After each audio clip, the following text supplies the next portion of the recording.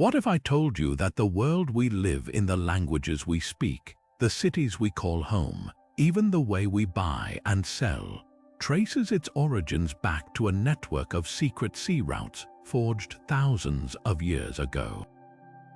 This is not just ancient history, it's the story of how civilization itself was traded, shipped, and whispered across the Mediterranean, one voyage at a time. And at the heart of it all were the Phoenicians, master sailors, cunning merchants, and the architects of the earliest global economy. They didn't just move goods. They moved ideas, they moved cultures, and in doing so, they quietly built the world as we know it. Picture this, a fleet of sturdy wooden ships cutting through turquoise waters, their holds filled with vibrant purple dye, precious glass, and cedar wood so fragrant it was said the gods themselves demanded it. These weren't just traders, they were pioneers navigating by the stars and facing storms, pirates, and the unknown with a courage that still inspires awe. They established colonies, founded cities that would become legendary: Carthage, Cadiz, Beirut, and created an economic web so sophisticated that it laid the groundwork for empires to come. Their influence didn't just shape their own time, it echoes in our alphabets, our maritime traditions, even in the very concept of long-distance trade. Today, we're setting sail on a journey to uncover 30 of the most astonishing Phoenician trade routes that forever altered the course of human history. We'll explore how a small coastal people from the Levant became history's first superpower merchants, how their secret paths carried not only wealth but wisdom, and how their legacy is hidden in plain sight, in the words we use, the maps we study, and the connections that still bind continents together. This is more than a history lesson. It's an adventure into the heart of what makes us human, our endless drive to explore, to exchange, and to understand. So come aboard, let's dive deep into the forgotten voyages that built our world. Our journey begins not with gold or silver, but with wood. Deep within the mountains of Lebanon grew a forest of giants, majestic cedar trees, towering and fragrant, their wood prized for its durability, its beautiful aroma, and its resistance to both rot and insects. For the ancient Egyptians, this wasn't just timber. It was a divine material, the only substance fit for building the sacred barges of their gods, the grand pillars of their temples, and the sarcophagi for their divine pharaohs. But Egypt was a land of desert and Nile mud. It had no great forests of its own. Their hunger for this sacred cedar created history's first great international trade opportunity, and the Phoenicians of Byblos were perfectly positioned to seize it. From their bustling port city, Phoenician shipwrights built vessels specifically designed for this precious cargo. They would load these sturdy ships with enormous logs, each one a treasure, and set sail on a perilous week-long journey south. They navigated the treacherous coast, avoiding reefs and hostile shores until they reached the Nile Delta.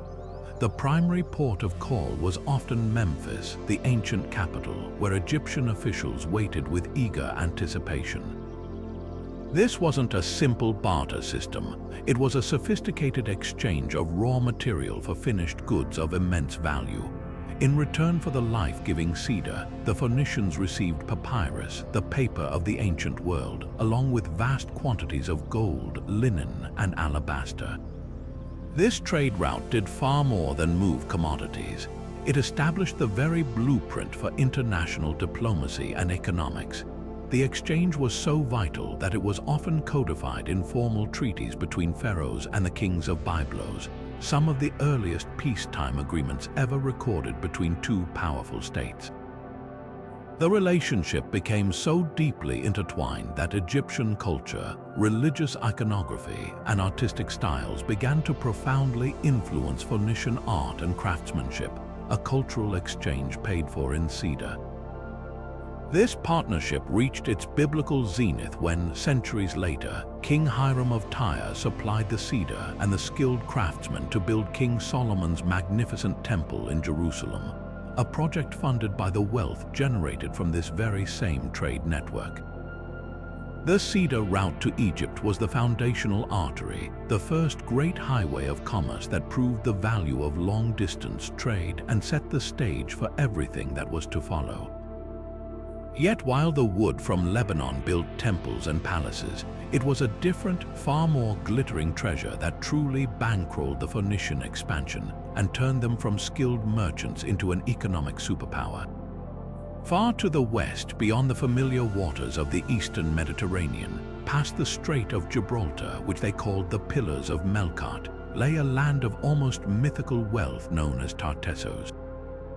Ancient writers whispered about its king, Argenthonius, whose very name meant the Silver Man, and spoke of rivers that literally ran with silver.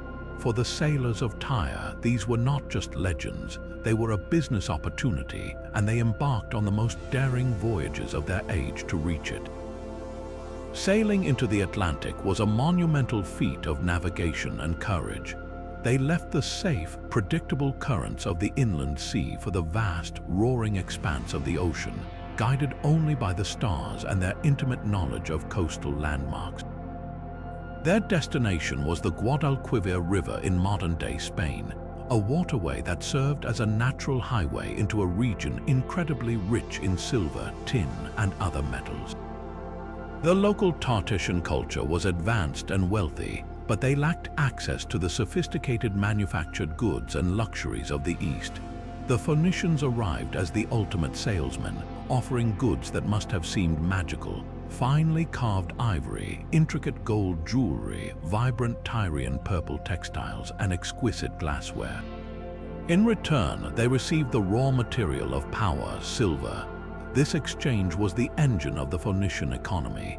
They didn't just trade for a few ingots, they established permanent trading posts like Gadea, modern-day Cadiz, to systematize the extraction and flow of this precious metal. The sheer volume of silver leaving Spain was staggering. It allowed the Phoenicians to mint their own high-quality coinage, one of the first standardized currencies in the Mediterranean, which gave them unprecedented economic influence. This Spanish silver became the universal reserve currency of the ancient world, financing their voyages, funding the construction of their great city-states, and enabling them to buy whatever they needed anywhere they went. The impact of this silver pipeline cannot be overstated. It didn't just make the Phoenicians rich, it created the very concept of a bullion-based economy. The flow of metal from Tartessos lubricated trade across the entire known world, connecting the metal-rich West with the manufacturing and grain-rich East in a continuous cycle of exchange. The search for metals also drove exploration, pushing Phoenician ships even further along the Atlantic coasts of Africa and Europe. The kingdom of Tartessos itself, once a mysterious land of legend, was utterly transformed by this contact, eventually fading into myth as its identity became inextricably linked with its Phoenician partners. This route was the financial bedrock upon which their entire empire was built, proving that the true treasure wasn't just found but created through the courage to seek it out. But the Phoenician thirst for metals didn't stop in Spain. Their most audacious voyages pushed them even further into the cold, fog-shrouded waters of the North Atlantic, to a land the ancient Greeks called the Cassiterides, the Tin Islands. Today, we know these islands as Cornwall in Britain, and the tin mined there was not a luxury but a necessity. In an age defined by bronze, an alloy of copper and tin, this metal was the absolute cornerstone of civilization. It was used for everything from weapons and armor to tools and ceremonial vessels. Control the tin, and you control the progress of the ancient world. The Phoenicians didn't just find it, they mastered its trade with a level of secrecy that became the stuff of legend. Venturing from their established base at Gadea, Phoenician captains would have had to summon incredible courage to sail north. They faced the full, terrifying force of the Atlantic Ocean, with its powerful currents, dense fogs, and unpredictable storms. Their ships, though sturdy, were not built for these rough seas.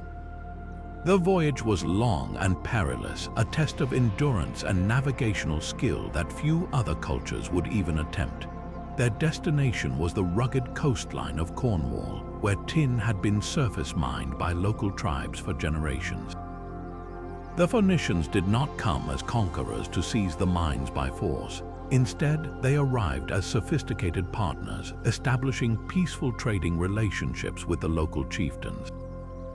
They offered goods that were exotic and highly desirable to the Cornish tribes: fine wines from the Aegean, delicate pottery, sharp bronze blades, and perhaps most importantly, salt for preserving food. In return, they received ingots of raw tin and shipped them back along the same treacherous route. The profitability of this trade was astronomical precisely because of its extreme difficulty and the near-total lack of competition. The Phoenicians went to extraordinary lengths to protect their monopoly on this vital route. They became masters of disinformation, spreading terrifying tales among their Greek rivals of sea monsters, impenetrable fogs, and ships swallowing whirlpools beyond the Pillars of Hercules to discourage any would-be followers. Their secrecy was so effective that centuries later, when the Romans controlled the Mediterranean, the exact details of the Phoenician tin routes remained a mystery.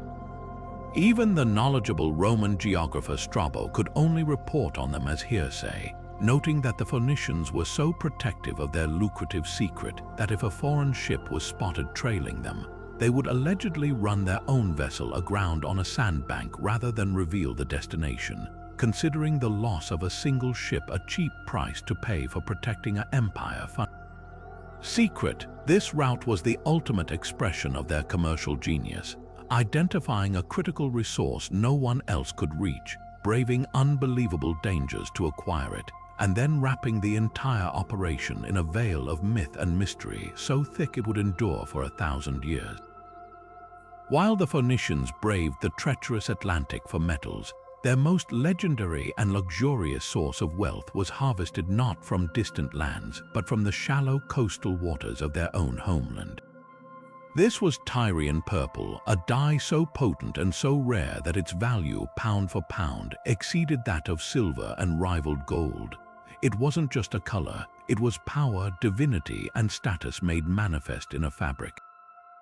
The entire Mediterranean elite, from Egyptian pharaohs to Roman emperors, became obsessed with it, and the Phoenicians held the absolute monopoly on its secret production for over a millennium. The source of this legendary dye was a seemingly unremarkable sea snail, the spiny dye murex. Thousands of these mollusks were required to produce just a single gram of the pure dye, a fact that immediately explains its astronomical cost. The process of extraction was as repulsive as the final product was beautiful. Harvesters would spend days gathering the snails from rocky seabeds. They were then taken to massive, open-air industrial facilities located on the outskirts of Phoenician cities like Tyre and Sidon, places that are still marked today by enormous mounds of ancient crushed shells. The snails were left to putrefy in large vats, a process that released the precious glandular secretion. The resulting liquid emitted a foul odor that ancient writers described as unbearable, yet when exposed to sunlight during the dyeing process, it underwent a miraculous transformation, shifting from a light yellow-green to a deep, rich, and incredibly color-fast purple.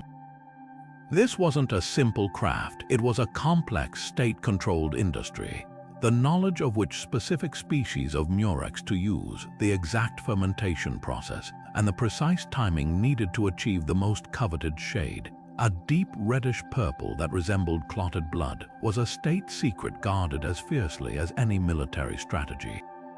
The dye was then either applied to finished textiles within Phoenician workshops or transported as a highly concentrated paste in small, sealed pots to elite clients across the Mediterranean. A single purple-bordered robe became the ultimate symbol of authority. In Rome, the wearing of a full toga praetexta with its purple stripe was strictly regulated by law, reserved for senators and emperors. Julius Caesar famously loved the color so much he made it a permanent fixture of his wardrobe, and subsequent emperors passed sumptuary laws forbidding anyone else from wearing it, cementing its status as the exclusive color of imperial power. The economic and cultural impact of this single commodity is almost impossible to overstate. The Phoenician purple dye route ran from their Levantine factories to every major port in the ancient world. It was the ultimate luxury good, a non-perishable, high-value item that could be traded for anything. The wealth it generated didn't just fill the coffers of Tyre, it funded the entire Phoenician expansion, paying for the ships that explored the Atlantic and the colonies that secured their trade networks. More than any metal or timber, Tyrian purple was the brand of Phoenicia, a tangible product that announced their unparalleled sophistication and their mastery of nature's secrets. It created an entire economy of prestige that lasted for centuries, defining social hierarchies and becoming so ingrained in the concept of royalty that the phrase, "born in the purple," is still used today to denote imperial birthright, a direct linguistic legacy of those stinking vats of snails on the coast of Lebanon. Their mastery over fire and earth extended far beyond the alchemy of dye. The Phoenicians were also pioneering artisans of another transformative material, glass. While ancient Egypt and Mesopotamia had produced glass for millennia, it was largely opaque and used primarily as a glaze for beads or imitations of precious stones. The revolutionary breakthrough came from the workshops of Sidon, where artisans, perhaps around the 1st century before the Common Era, unlocked the secret to creating truly transparent, colorless glass and, in a moment of pure ingenuity, invented the technique of glass blowing. This was not a minor improvement. It was a paradigm shift in material science that democratized a luxury and reshaped daily life across the ancient world. The invention of glassblowing was a stroke of genius that likely emerged from the constant experimentation of these skilled craftsmen. By dipping the end of a long, hollow metal tube into a vat of molten glass and then blowing through the other end, a single artisan could create a symmetrical vessel with breathtaking speed and flexibility. This new method was exponentially faster and required far less skill and material than the old core forming technique, which involved laboriously shaping glass around a clay core. Almost overnight, the cost of producing glassware plummeted. What was once an exotic luxury available only to the wealthiest elites suddenly became an affordable commodity for a much broader segment of society. This technological leap turned the Phoenician coast into the Silicon Valley of ancient glassmaking. Sidon and its rival city, Tyre, became synonymous with high-quality glass exports. Their trade ships now carried cargoes of both raw glass ingots, semi-finished chunks of clear glass that could be remelted by local craftsmen elsewhere, and breathtaking finished products. They shipped out delicate perfume bottles, elegant drinking bowls, intricate mosaic tiles, and storage containers of every conceivable size. This glass route ran parallel to their other trade networks, meaning that a ship heading to Greece with a load of silver might also be carrying crates of delicate glassware, while a vessel bound for Egypt with cedar wood could also be transporting a shipment of precious glass ingots. The impact of this widespread distribution was profound. For the first time, people could see the contents of a container without opening it. This changed practices in kitchens, apothecaries, and temples. The Romans, ever eager to adopt and scale up useful technology, embraced Phoenician glassblowing with fervor. They established their own glass workshops across the empire, using the techniques pioneered in Sidon to produce glass on an industrial scale for windows, greenhouses, and public baths, harnessing the sun's heat in a practice known as solar gain. The transparent vessel allowed for new scientific observation, and the architectural use of glass began to transform buildings, letting light flood into interior spaces in a way that had never been possible before. The Phoenicians, through their trade networks, didn't just sell glass, they exported an idea, a technology that made the ancient world literally clearer, brighter, and more efficient. While the Phoenicians were masters of extracting luxury from the sea and the earth, they also possessed a profound understanding of how to cultivate and trade one of civilization's most cherished social lubricants, wine. Their ships carried more than just solid goods. They carried culture itself, and perhaps their most enduring cultural export traveled along the thriving trade route from the Levant to the coast of central Italy, a land dominated by the sophisticated and powerful Etruscans. This was not a simple exchange of commodities. It was the deliberate seeding of an entire social practice that would eventually become the heart of Roman, and by extension, Western convivial life. Before the Phoenicians' arrival, the Etruscans, though a highly advanced culture, did not have a deeply ingrained tradition of viniculture. Their alcoholic beverages were likely more rustic, based on fermented grains or fruits. The Phoenicians, hailing from a region where wine had been produced for millennia, recognized both a market opportunity and a powerful tool for building diplomatic relationships. They arrived not with a few casks, but with a complete package: the knowledge of how to grow the grapes, the technology to produce and store the wine, and the social rituals for its consumption. They introduced specific grape varietals suited to the Italian climate and terroir, and more importantly, they brought the intricate knowledge of pruning, trellising, and fermentation that transformed wild grapes into a predictable, high-quality product. The container for this liquid treasure was as important as its contents. The Phoenicians were unparalleled in their production of the transport amphora, a distinctive two-handled ceramic jar with a pointed base. This design was a marvel of ancient logistics. The pointed base allowed them to be stacked efficiently in the curved hulls of ships, wedged securely in sand or soft earth on shore, and easily tilted for pouring. The Etruscans, brilliant craftsmen in their own right, quickly adopted and adapted this Phoenician amphora, creating their own distinctive versions that archaeologists now use to trace the spread of this trade.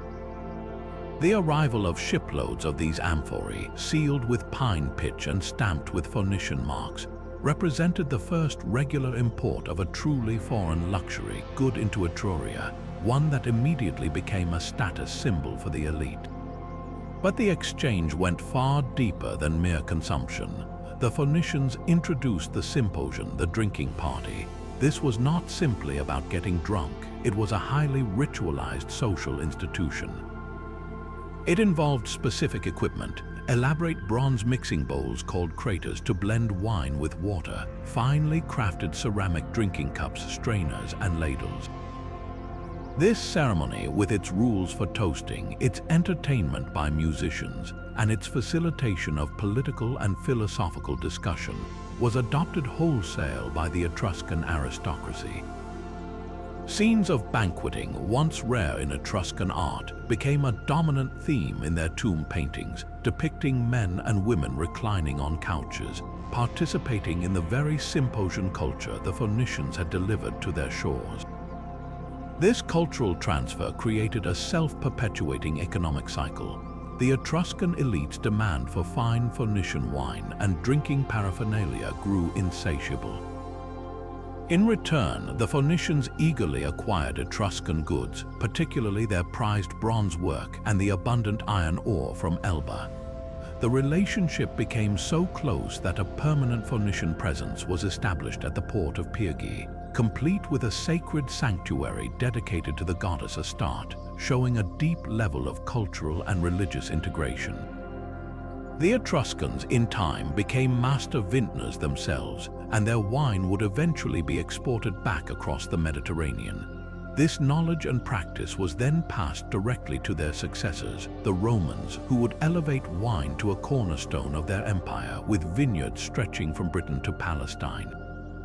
The convivial spirit of a Roman cena, the philosophical discussions held over a glass of Falernian wine, even the central role of wine in Christian sacrament. All of these traditions can trace a direct lineage back to those first Phoenician traders who sailed into Etruscan ports, offering not just a drink, but a new way of living together. But the Phoenician quest for luxury materials didn't stop at the shores of the Mediterranean. Their most exotic and symbolically powerful trade route reached far beyond the sea, deep into the African continent, to secure a material that was both incredibly rare and imbued with a sense of living majesty: ivory. This was not a simple point-to-point exchange. It was a complex multi-stage operation that linked the interior of Africa to the palaces of the ancient world, demonstrating a logistical brilliance that few other cultures could match. The primary source was the African savanna elephant, whose tusks were larger and of a finer quality than those of the now extinct Syrian elephant, making the arduous journey south immensely profitable. Phoenician merchants employed two primary strategies to acquire this precious commodity. The first was the maritime route down the Atlantic coast of Africa. Launching from colonies like Lixus in modern-day Morocco, courageous captains sailed southward, pushing beyond the known world into regions the Greeks would later call the Iberian or Ivory Coast. They established small, seasonal trading posts where they would meet with local Berber and African traders. The second, and perhaps more significant route, was overland, facilitated through their powerful colony of Carthage. Carthaginian traders developed deep relationships with the nomadic Garamantes and other Saharan peoples, who acted as middlemen, transporting tusks along established desert tracks from sub-Saharan Africa to the Mediterranean coast. The journey these tusks took was epic. A tusk harvested from an elephant in the heart of Mali would travel north by camel caravan for weeks, crossing the blistering sands of the Sahara. It would eventually reach a Carthaginian outpost on the coast where it was carefully graded for quality. The finest, largest tusks were worth a fortune. From there, they were shipped eastward to the main Phoenician homeland, to the specialized workshops of Sidon and Tyre. Here, master artisans, the Michelangelos of the ancient world, transformed this raw material into objects of breathtaking beauty and exorbitant cost. The output of these workshops catered to the most extravagant tastes of the era. They produced everything from intricate cosmetic boxes and ornate furniture inlays for Assyrian palaces to delicate carved plaques and ceremonial ritual objects for temples across the Levant. One of their most famous and widely traded products was the ivory writing tablet, a luxury item for aristocrats and diplomats. But their true masterpieces were the detailed panels that adorned the thrones and beds of kings, often overlaid with gold and precious stones, depicting scenes of triumph, mythology, and power. A famous collection from the palace of an Israelite king in Samaria, though likely made by Phoenician craftsmen, gives us a stunning glimpse into their technical and artistic virtuosity. The distribution of these finished goods created a vast economic network. Phoenician ships carried these ivory treasures to every major port. A wealthy noble in Cyprus might buy an ivory inlaid footstool, while a priestess in a Greek sanctuary on Rhodes might dedicate a small, exquisitely carved statue of a goddess. This trade made African ivory the ultimate status symbol, a physical manifestation of wealth, reach, and sophistication. It connected the ecological wealth of Africa to the artistic and consumer demands of Mesopotamia, Egypt, and the Aegean world. The ripple effects were profound. The demand for ivory put pressure on elephant populations, one of the earliest examples of long-distance trade impacting wildlife.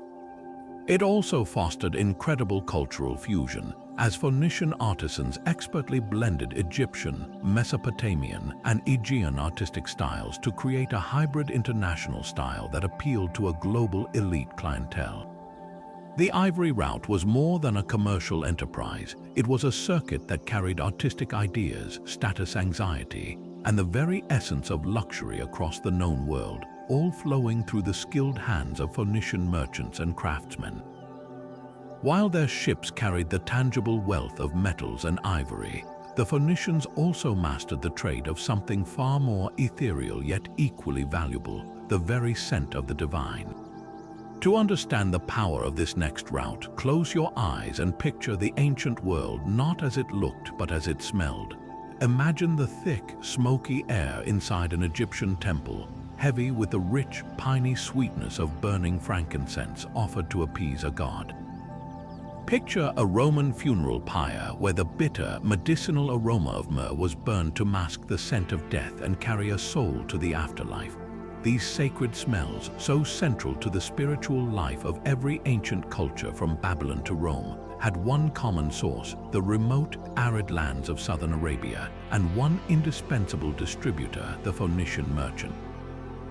The journey of this aromatic treasure began in the forbidding deserts of modern-day Oman and Yemen, a region the Romans would later call Arabia Felix, Fortunate Arabia, for its incredible wealth in these resins.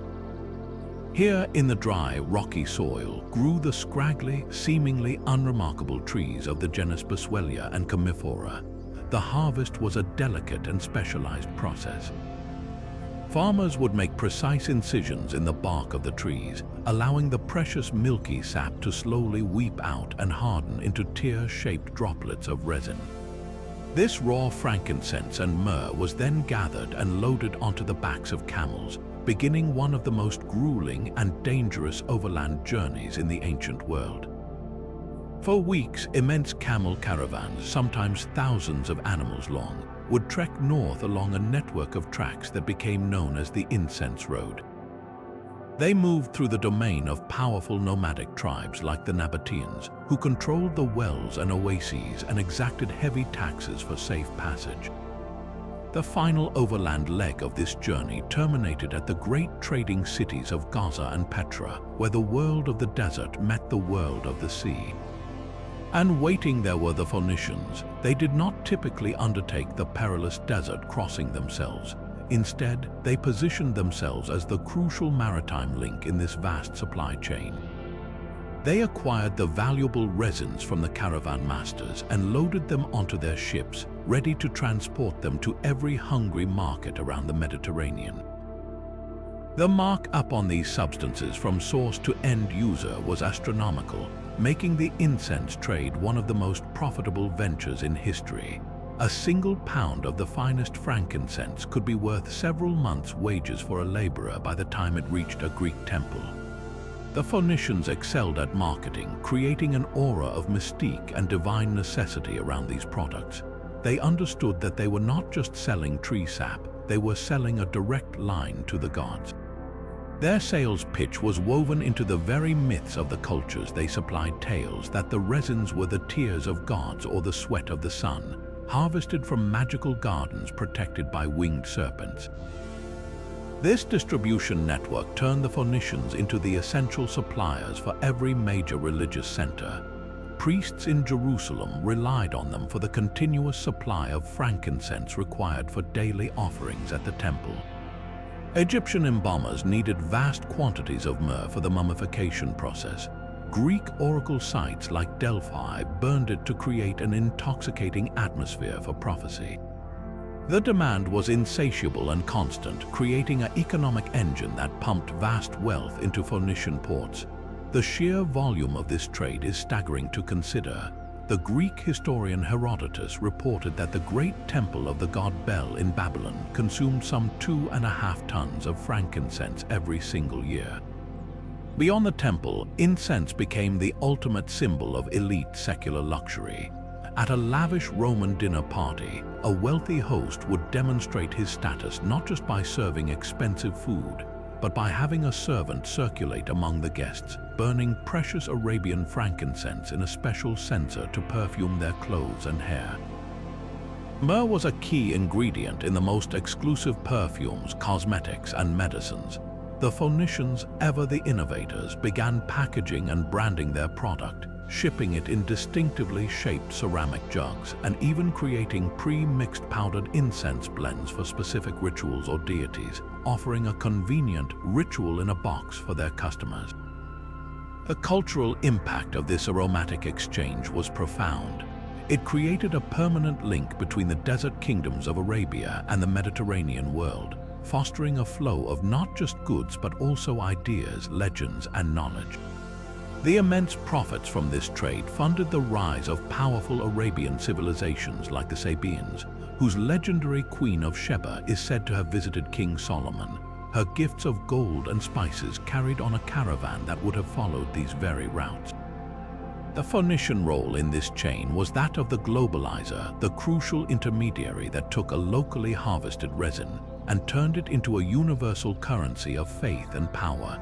ensuring that for centuries the prayers of the entire ancient world rose to the heavens on identical clouds of fragrant Phoenician smoke.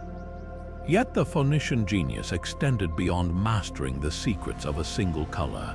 Their true commercial triumph was weaving that color into a vast and sophisticated textile industry that clothed the ancient world's elite. While the legendary Tyrian purple was their crowning achievement, it was merely the most famous product in an entire spectrum of dyed fabrics that flowed from their looms. From the vibrant reds derived from the Cedar Route to the deep blues extracted from the indigo plant, Phoenician dyers possessed an unparalleled chemical understanding, creating a palette of color-fast, brilliant hues that became the ultimate symbol of status and power across 3 continents. Their workshops produced not just plain cloth, but intricately patterned weaves, delicate linens, and heavy woolens, each designed to appeal to the specific tastes and climates of their diverse clientele. This massive industrial output required a highly organized and specialized trade network.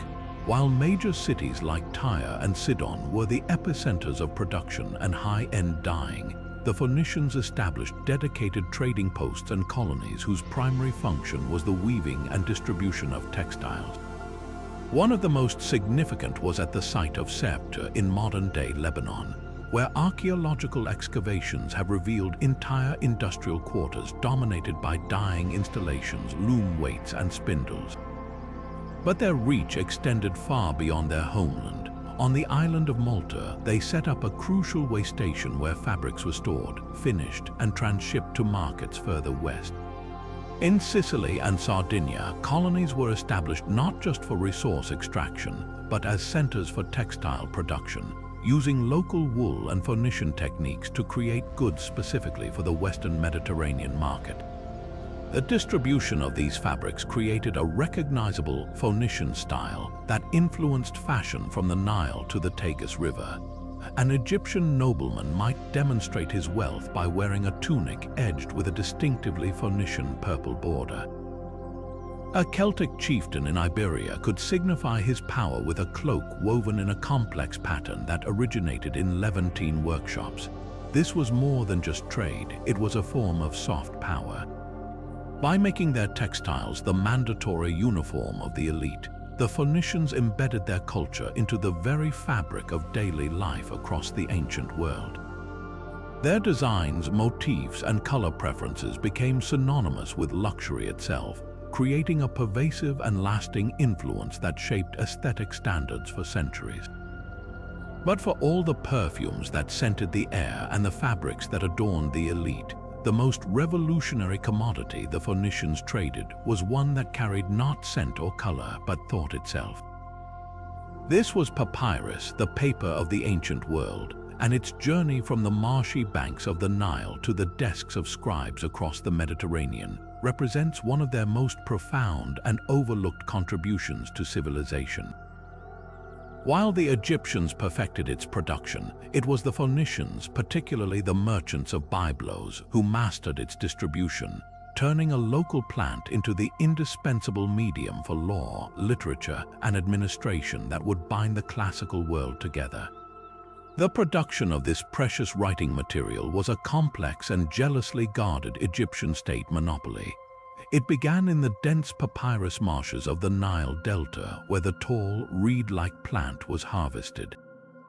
Skilled workers would then slice its pith into thin strips, lay them side by side, place a second layer crosswise on top, and then pound, press, and dry the sheets into the smooth, flexible writing surface that was so highly prized.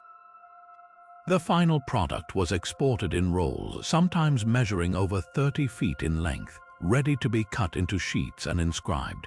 The primary port for this trade was likely Memphis, and it was here that the Phoenician merchants, already deeply entrenched in the cedar trade with Egypt, established their crucial role. They became the exclusive middlemen, the indispensable link between the Egyptian producers and the entire Mediterranean market. The city of Byblos became so synonymous with the papyrus trade that its name is the root of our word Bible, literally the books and also bibliography. Phoenician ships departing from Egypt would be loaded with rolls of papyrus, carefully protected from the damp sea air, and then distribute this cargo to every major port. They sold it to the royal courts of the Hittites and the Assyrians for their diplomatic correspondence and imperial records. They supplied the growing bureaucratic class in the emerging Greek city-states who needed it for legislation, treaties, and accounts. They even provided the material for the personal letters and literary works of a new, literate elite. The Phoenicians didn't just transport the paper, they created and supplied the entire ecosystem for its use, often trading papyrus alongside another of their signature products, ink made from soot and gum. The impact of this widespread availability of a relatively affordable and portable writing material cannot be overstated. Before papyrus, writing was largely confined to clumsy clay tablets or expensive parchment and wax tablets. Papyrus changed everything. It was lightweight, durable, and could be produced in far greater quantities.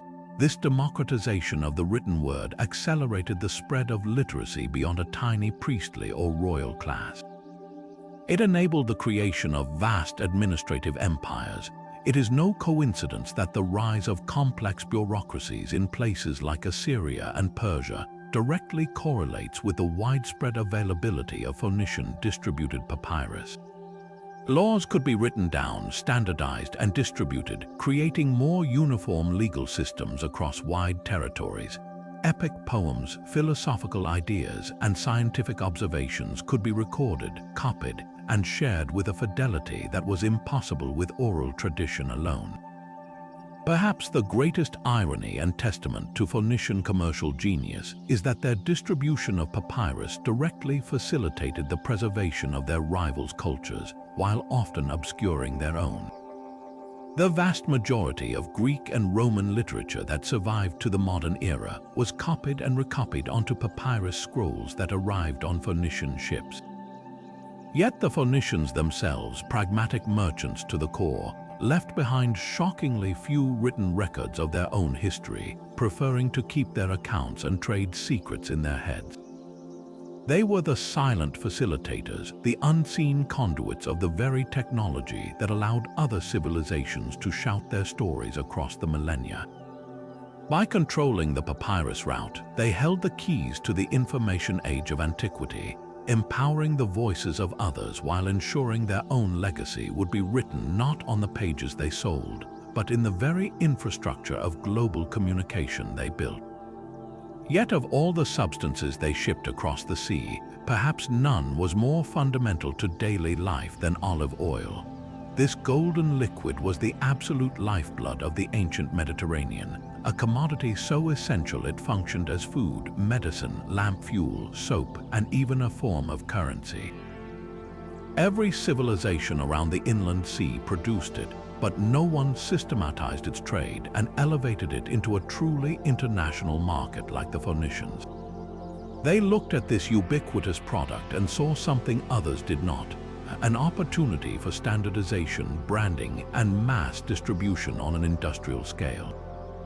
Their work in creating the olive oil trade route didn't just move amphory, it built the very framework of modern commerce. The Phoenician transformation began not in the marketplace but in the grove and the press house. They were keen agricultural observers who recognized that not all olive oil was created equal. Different soils, different varietals of olives, and different pressing techniques produced oils of wildly varying quality. They began to apply a ruthless commercial logic to this process.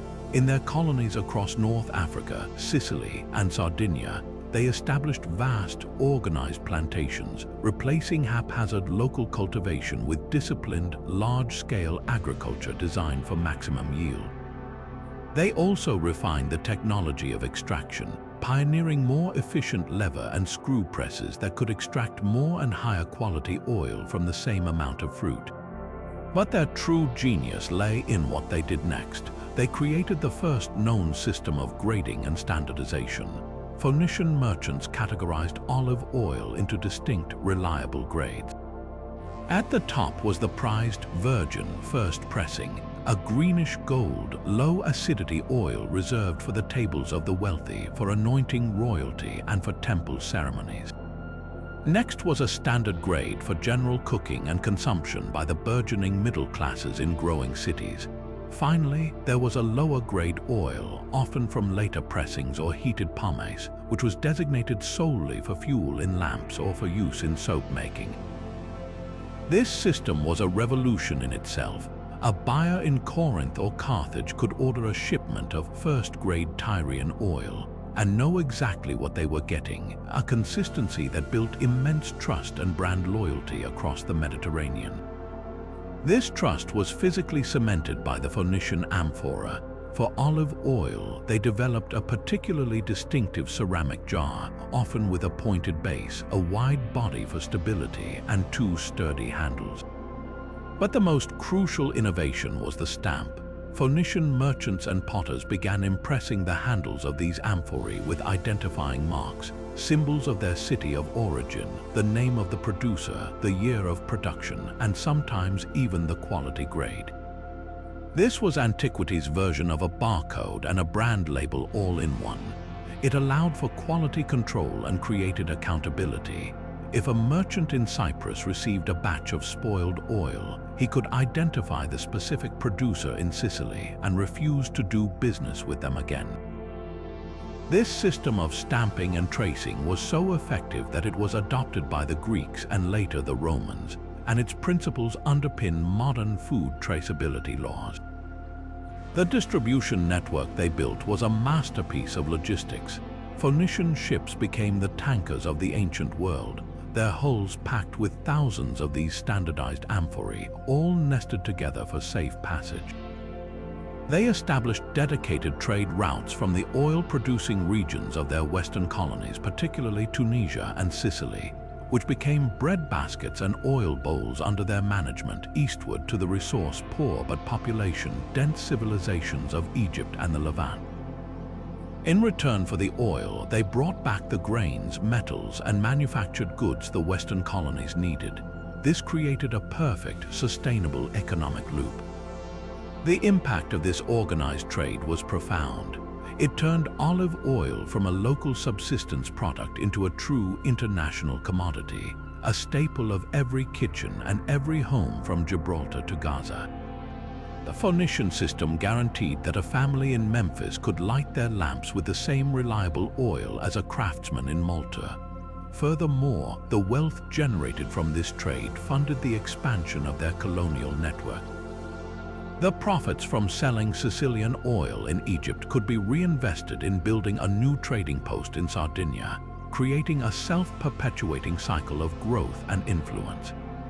They had effectively created a common market around the Mediterranean Sea 17 centuries before the concept would re-emerge in modern Europe, uniting disparate cultures through a shared dependence on a product whose quality and availability they themselves guaranteed. Yet for all the prosperity their trade in goods brought to the ancient world, the Phoenicians also mastered a far more grim and human commerce, one that powered their economy and the economies of their clients with a brutal efficiency. This was the trade in human beings, and the Phoenicians were instrumental in creating the Mediterranean's first large-scale, organized slave markets. Their extensive maritime network, renowned for transporting cedar, silver, and glass, also became the primary conduit for moving human capital between civilizations, fundamentally reshaping labor systems and establishing a model of human trafficking that would persist for millennia. The source of these slaves was as varied as the Phoenician trade routes themselves. A primary source was through warfare and conquest. Phoenician city-states, though often portrayed as purely mercantile, maintained powerful navies and armies. When they established a new colony or encountered resistance from local populations, victorious battles often resulted in the enslavement of the defeated. The indigenous peoples of Sardinia and Sicily, for instance, fiercely resisted Phoenician settlement, and those captured in these conflicts were frequently marched in chains to the coast for shipment. Another horrifyingly efficient method was piracy. Phoenician ships, so adept at navigating hidden coves and remote coastlines, sometimes used this knowledge for ambush, preying on weaker vessels and coastal villages to take captives with no one to pay their ransom. But perhaps the most chilling aspect was their role as neutral middlemen in the wars of others. They became the facilitators of the slave trade for the entire region. The powerful Assyrian Empire, for example, engaged in constant military campaigns, and their victory monuments boast of deporting entire populations from conquered lands. The Phoenicians provided the crucial service of transporting these vast numbers of displaced people and finding markets for them. They would acquire captives from Assyrian soldiers at the edge of the battlefield, then process and transport them to where demand was highest. A farmer in Cyprus might need labor for his copper mines, a Greek aristocrat on Rhodes might want domestic servants, or a Carthaginian noble might need workers for his newly planted olive groves. The Phoenician merchant, ever the pragmatist, would connect the supply to the demand. This logistics network required specialized infrastructure, and the Phoenicians developed it. Certain ports became notorious hubs for this human traffic. The island of Delos, though later famous under the Greeks and Romans, likely had its origins as a major slave market under Phoenician influence, its central location making it a perfect clearinghouse.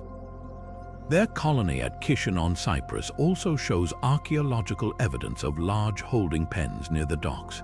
The process was dehumanizingly systematic. Upon capture, people were branded or marked to denote their origin and thus their perceived value. They were then held in these pens, often in horrific conditions, until a ship arrived. They were then loaded into the holds of vessels, indistinguishable from those carrying amphorae of oil or wine, and transported as just another commodity. The economic impact of this trade was profound and darkly integrative. By creating a fluid, international market for slaves, the Phoenicians enabled a shift in ancient economies.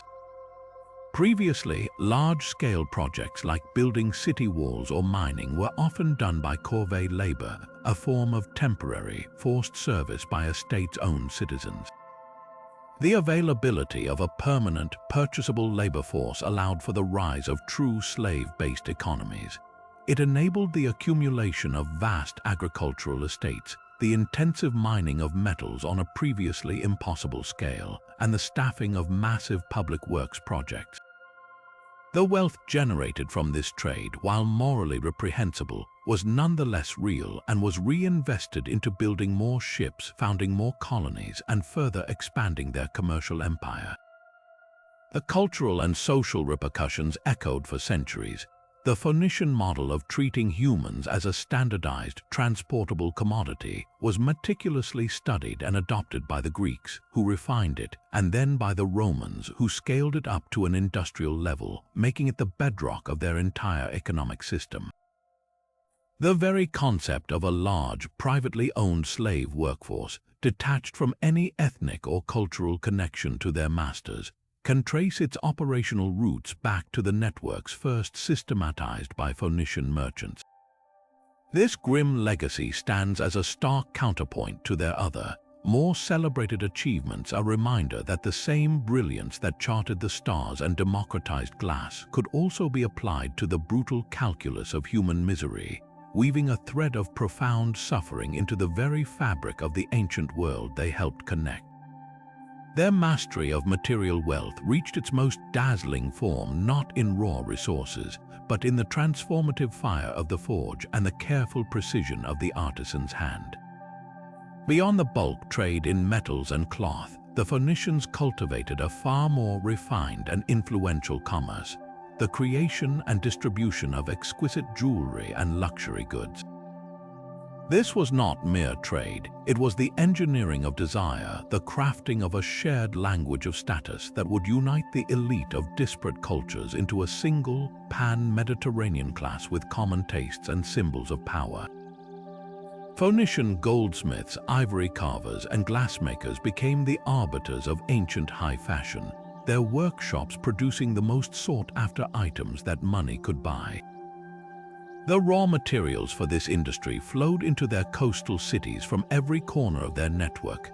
gold from Nubia and Spain, ivory from Africa, precious stones like lapis lazuli from Afghanistan and amber from the distant Baltic, all converged in ports like Tyre and Sidon. Here, in specialized artisan quarters, these disparate elements were transmuted into objects of breathtaking beauty. The Phoenicians were not merely skilled copiers, they were brilliant synthesizers. They absorbed artistic influences from every culture they encountered: the intricate floral patterns of Egypt, the mythical beasts of Mesopotamia, the geometric precision of the Aegean, and blended them into a unique and instantly recognizable international style. This style was deliberately designed to have broad appeal, devoid of the heavy religious or political symbolism that might limit its marketability in foreign courts. Their technical innovations were as impressive as their artistic flair. Phoenician jewelers were pioneers of fine granulation, a breathtaking technique where tiny spheres of gold, each smaller than a pinhead, were fused onto a surface to create a shimmering, textured pattern. They perfected filigree work, using delicate threads of gold and silver to form intricate lace-like designs. Their glassmakers, as we've seen, created not just vessels but stunningly realistic glass beads and pendants that imitated precious stones with such skill that they could fool all but the most expert eye. Perhaps their most ingenious invention was the hollow body pendant. These were not solid gold, which would be prohibitively expensive, but expertly crafted shells that could be filled with resin or paste, making luxurious, large-form jewelry affordable to a wider tier of the wealthy. This combination of high artistry and commercial pragmatism was the hallmark of their success. The distribution of these goods required a different kind of network than the one used for shipping amphorae of oil or wine. This was a trade in high-value, low-bulk items, often conducted by specialized merchants who acted as personal agents for kings and aristocrats. These traders would carry sample cases or even travel with the master artisans themselves to undertake commissions on site. A Phoenician goldsmith might set up a temporary workshop in the court of a Greek tyrant or an Italian chieftain, creating custom pieces that incorporated local tastes while introducing Phoenician motifs and techniques. This direct contact was a powerful vector for cultural exchange, spreading not just objects but also skills and aesthetic ideas. The impact of this luxury goods route was profound, creating a visual commonwealth among the ancient world's upper classes. An Etruscan princess buried in central Italy might be adorned with a gold pectoral crafted in a Levantine workshop, its motifs a blend of Egyptian and Syrian themes. A high-status woman in a Tartessian tomb in Spain might be found with a delicate glass perfume bottle shaped like a head, a distinctly Phoenician design. This shared material culture created a sense of connection and shared identity among the elite, transcending language and political borders. To own and display Phoenician luxury goods was to signal that one was part of an international, sophisticated network, that you had access to the best the world had to offer. This trade in beauty also had a softening effect on diplomatic relations. The exchange of luxury goods was a fundamental part of the gift-giving that oiled the wheels of ancient diplomacy. A Phoenician king might send a finely crafted gold bowl to an Assyrian emperor as a token of respect, a gesture that was both political and personal. These objects circulating among the powerful became a currency of prestige and alliance. Furthermore, the demand for these items created economic interdependence. A city might be reluctant to raid the ships of a people who supplied the very jewels that defined its ruling class's status.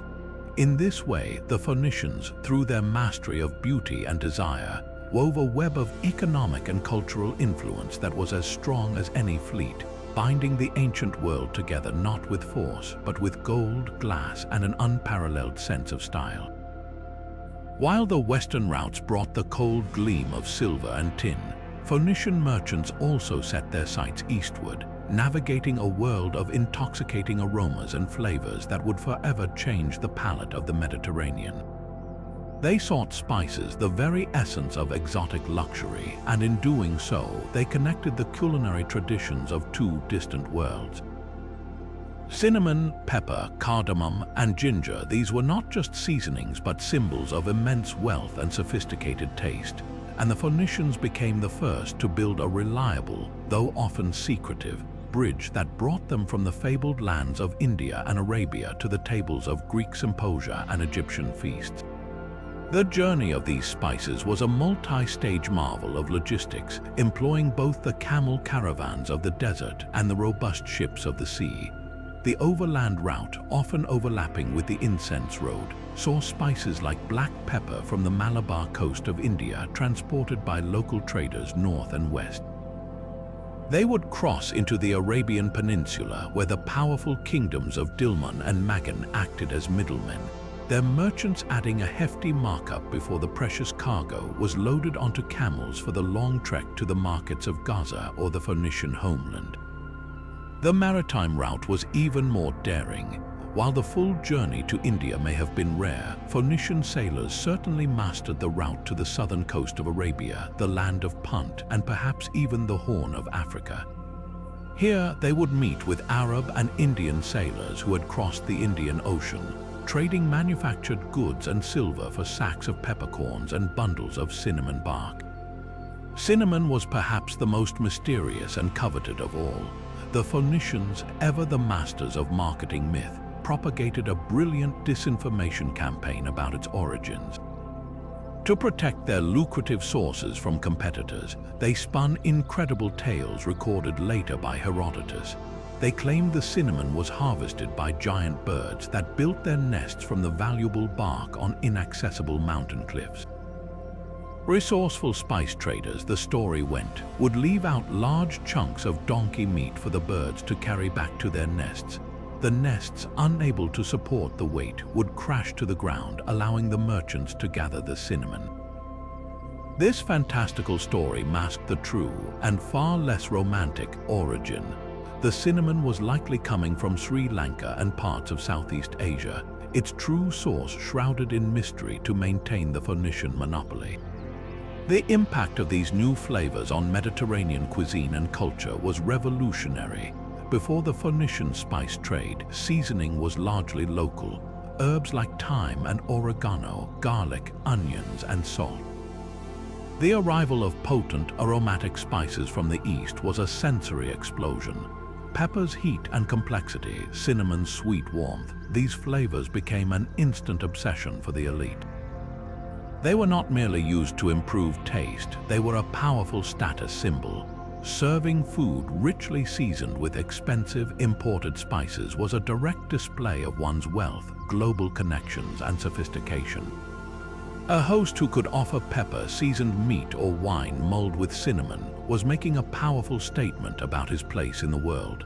This demand created a permanent shift in the ancient economy, establishing a luxury goods market that would persist for millennia.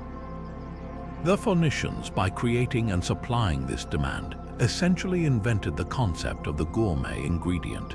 They understood that value was not just in the utility of a product, but in its story, its rarity, and its ability to confer status upon its owner.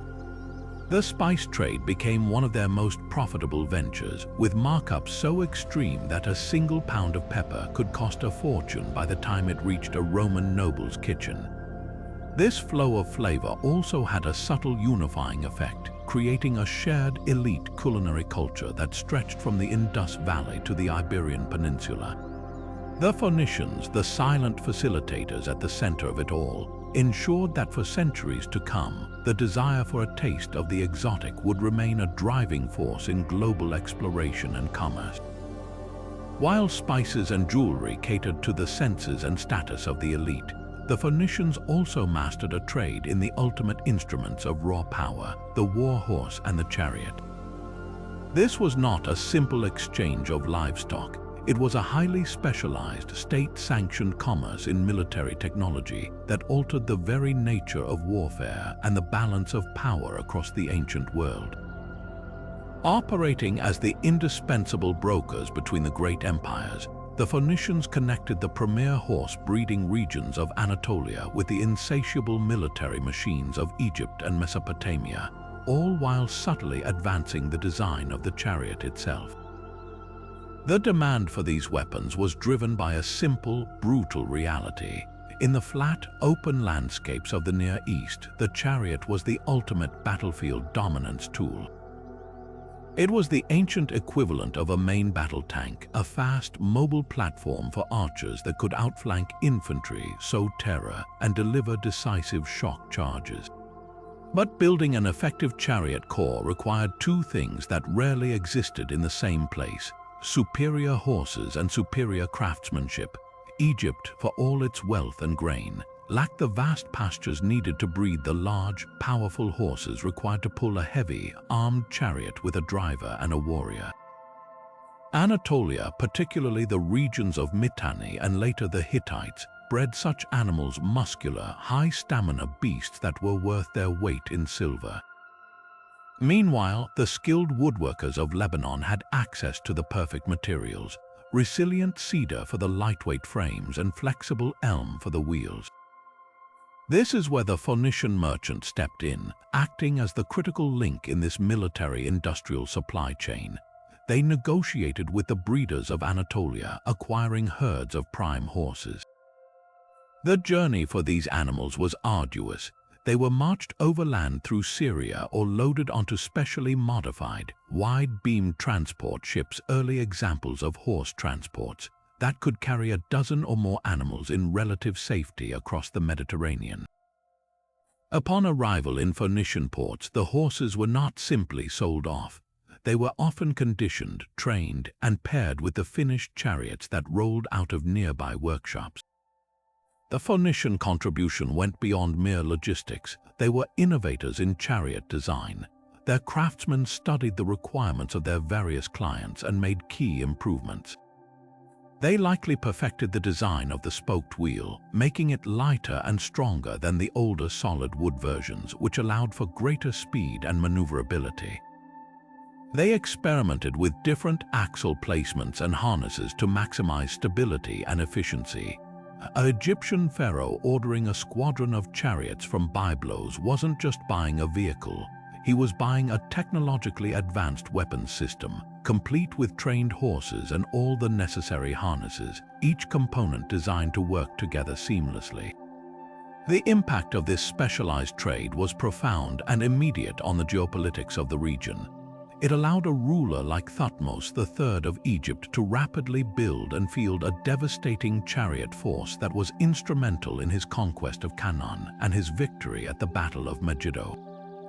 It meant that the Hittites could trade their superior horses for the gold they needed to fund their empire. The Phoenicians, through this trade, became armaments dealers to the superpowers, and their neutrality was fiercely protected because of it.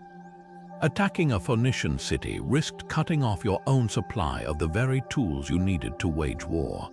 This granted the Phoenician city-states a surprising degree of political insulation, allowing them to flourish commercially even as the great empires around them clashed.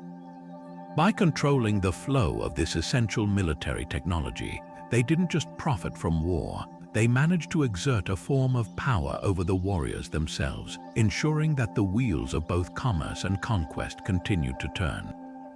But for all the strategic importance of horses and chariots, the true foundation of ancient power was forged in a much hotter fire, one that required a metal far more fundamental than silver or gold.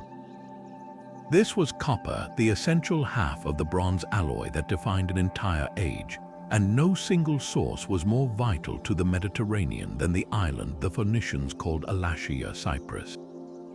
The Phoenicians didn't just trade Cypriot copper, they embedded themselves into the very geology of the island, transforming its rich deposits into the engine of a technological revolution that powered armies, economies, and everyday life for centuries. The wealth of Cyprus lay in its unique geology, where volcanic activity had pushed vast ore bodies of copper close to the surface, making it accessible to ancient mining techniques. The scale of extraction was industrial from the very beginning. At sites like Skouria, miners would light great fires against the rock face, heating it to a high temperature before dousing it with cold water or vinegar, causing the stone to fracture and allowing them to quarry out the ore with stone hammers and bronze picks. The resulting raw ore was then smelted in nearby furnaces, fueled by the island's dense forests. This process required immense skill to achieve the high temperatures needed to separate the raw copper from the surrounding rock and impurities, a technology the Cypriots had mastered over generations. The Phoenician arrival on Cyprus was not a hostile takeover, but a gradual, strategic infiltration driven by commercial acumen.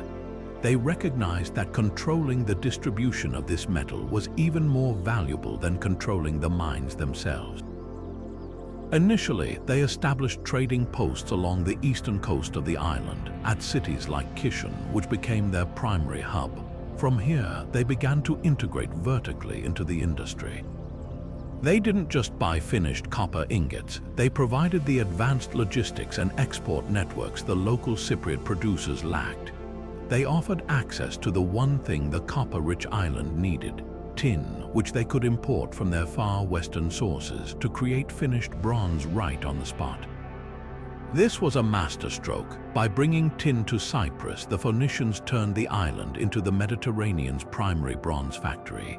Instead of shipping raw copper everywhere and forcing every local smith to source their own tin, they could now export pre-alloyed bronze ingots in a standardized, ready-to-use form. This was the ancient equivalent of selling a complete kit instead of separate parts. These ingots were cast in a distinctive shape that became the Phoenician brand, the oxhide ingot. These heavy, four-legged slabs of metal were ingeniously designed for transport. Their shape made them easier to carry on shoulders by several men, and they could be efficiently stacked in the hold of a ship without rolling. The presence of these oxhide ingots in shipwrecks and archaeological sites from Sardinia to Israel is a direct signature of the Phoenician copper and bronze trade. From their base at Kishon, Phoenician merchants organized a constant shuttle of ships. Loaded with these heavy, valuable ingots, they sailed to every major port.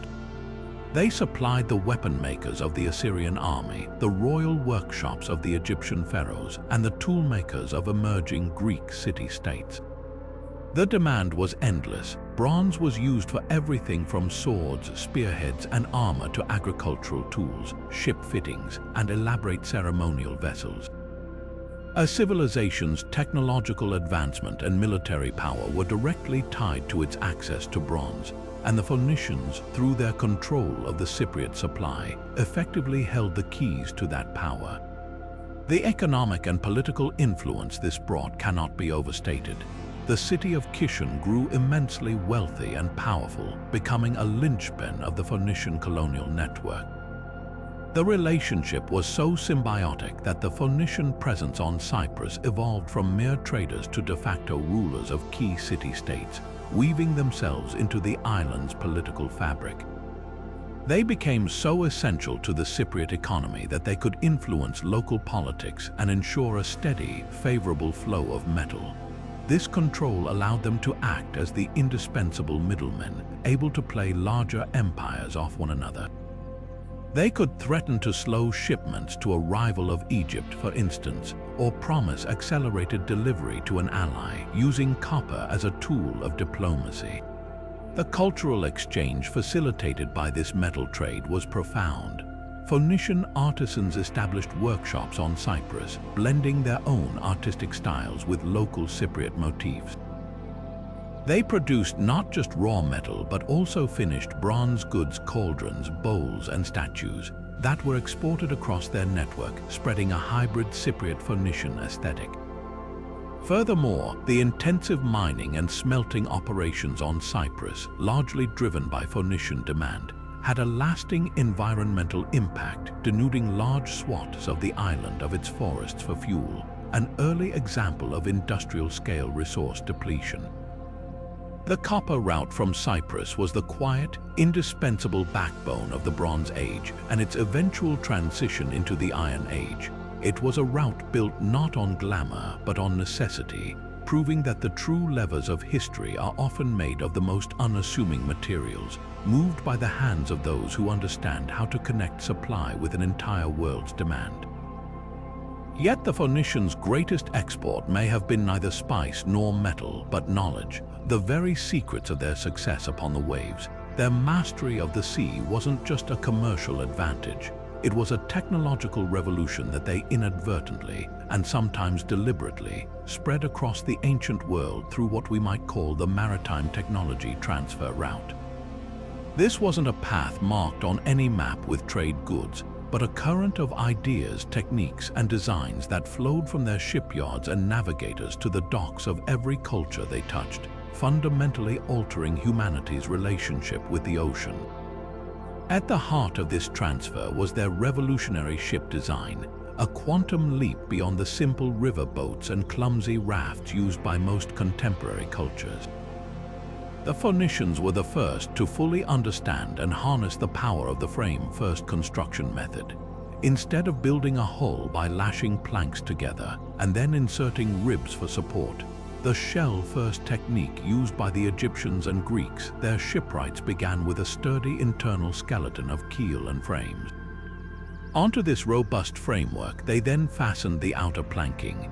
This method was stronger, more flexible, and allowed for the construction of much larger and more seaworthy vessels capable of surviving the punishing waves of the open Atlantic. It was a paradigm shift in engineering, and the sight of these majestic vessels in foreign ports was a constant, rolling advertisement for Phoenician naval architecture. This technological display did not go unnoticed. The Greeks, initially a land-based power of farmers and warriors, were particularly keen observers. They saw that Phoenician prosperity was built upon these ships, and they embarked on a deliberate campaign of reverse engineering and adoption. Early Greek ship designs, like those depicted on vases, show a clear and sudden shift from their own primitive designs to much more sophisticated vessels that bear the unmistakable hallmark of Phoenician influence: deeper hulls, higher prows, and the use of a true keel. The Greeks didn't just copy the designs, they absorbed the principles behind them, and in time they would refine this borrowed technology to build the fleets that defeated the Persians and established their own thalassocracy. The Phoenicians, in essence, created their own greatest naval competitors by demonstrating what was possible. Beyond the hull, their navigational expertise became a coveted commodity in itself. While they guarded their most precious secrets, like the exact bearings to the Tin Islands, the very tools of their trade began to diffuse outward. The most crucial of these was their use of the stars. While many cultures used the stars for basic direction, the Phoenicians developed a more systematic approach, carefully tracking the circumpolar constellations that never set, like Ursa Minor, to maintain a true bearing on the open sea where landmarks vanished. This knowledge slowly filtered out to their trading partners and even their hired mercenaries. A Greek sailor serving on a Phoenician merchant ship would learn to trust the guidance of the night sky in a new way, carrying that knowledge back to his own people. Perhaps their most impactful innovation was the establishment of the first permanent, open sea trade routes. They identified and mapped the major currents and seasonal wind patterns of the Mediterranean, turning a chaotic and terrifying expanse into a predictable system of maritime highways. The route from the Levant to the Strait of Gibraltar, for instance, became a well-worn path with known stopping points for water and repairs. This concept of scheduled, reliable maritime travel was entirely new. They proved that the sea was not just a barrier but a connector, and in doing so, they provided a blueprint that others could follow. The Etruscans and later the Romans adopted this model, creating their own networks of ports and sea lanes based on the Phoenician example. This transfer of knowledge was often a two-way street.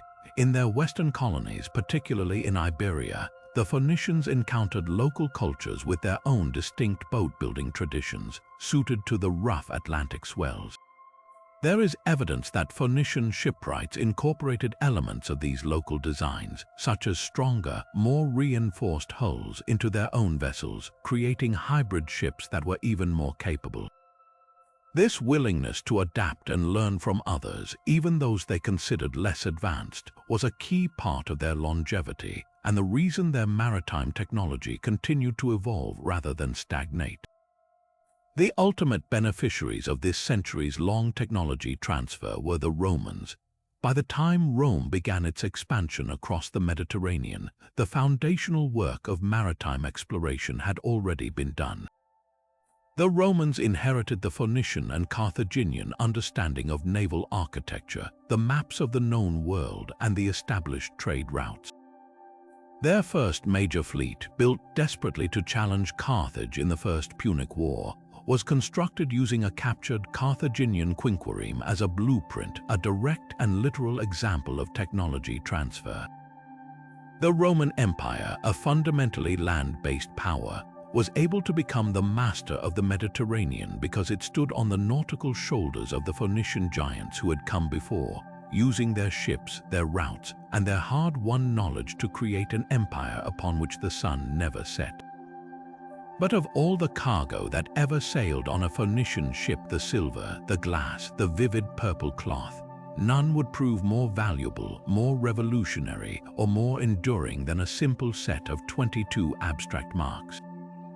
This was the Phoenician alphabet, and its distribution across the ancient world represents the single most transformative contribution any civilization has ever made. It was not a product they traded, it was the very tool of trade itself, and its journey from a merchant's ledger to the foundation of Western thought is the most astonishing route of all. The genius of the Phoenician system lay in its breathtaking simplicity and radical practicality. Unlike the sprawling, complex writing systems of their powerful neighbors, the thousands of hieroglyphs required for literate Egyptian or the intricate cuneiform wedges of Mesopotamia, the Phoenician alphabet was lean, efficient, and accessible. It was a system built by and for business people, where a scribe in Egypt needed years of rigorous training to memorize a vast library of pictorial symbols. A Phoenician merchant could teach the basics of this new system to a junior trader in a matter of weeks. Each of its 22 characters represented a single consonant sound. By combining these sounds, any word in their language could be written down with stunning efficiency. This was a democratization of information on an unprecedented scale, turning writing from a priestly art form into a practical tool for recording contracts, inventory lists, and cargo manifests. This revolutionary technology did not stay in Phoenicia for long. It traveled along every established trade route, carried not in the hold of the ship but in the mind of the merchant. As Phoenician traders set up their counters in foreign ports across the Mediterranean, they brought their efficient record-keeping system with them. The local populations they interacted with Greek artisans in places like Crete and Rhodes, Italian merchants in Etruria, Iberian chieftains in Tartessos were immediately exposed to this new, vastly superior way of recording speech. They saw its utility firsthand. Imagine a Greek potter watching a Phoenician merchant quickly jot down an order for 50 amphorae, a process that would have been agonizingly slow and required a specialist if attempted with the old, cumbersome Linear B script still lingering in Greece's past. The advantage was undeniable. The most momentous encounter occurred around the 9th or 8th century before the Common Era, when Greek traders operating in the vibrant, multicultural emporium of a place like Almina on the Syrian coast formally adopted the Phoenician writing system. But the Greeks, whose language was rich with vowel sounds, made a crucial adaptation. They recognized that several of the Phoenician consonants represented sounds that didn't exist in Greek. With brilliant ingenuity, they repurposed these unused characters to represent vowel sounds for the first time. The Phoenician letter Aleph, which represented a glottal stop, became the Greek alpha, representing the vowel A. The Phoenician he became the Greek epsilon for the vowel E. This was the final, critical piece of the puzzle. By adding vowels, the Greeks perfected the alphabet, creating a writing system of such clarity and precision that it could record poetry, philosophy, and law with exactitude. From Greece, this adapted alphabet spread like wildfire. The Etruscans of central Italy, deeply engaged with Greek colonies in the south, adopted the Greek version. The Romans, in turn, encountered the Etruscan alphabet and adapted it to form the Latin script that would become the vehicle for their laws, their literature, and ultimately the administrative glue of their vast empire. As the Roman legions marched, so too did their alphabet, carried across Europe and eventually the entire world. Every time you read a word in English, Spanish, or French, you are using a direct descendant of that original Phoenician system.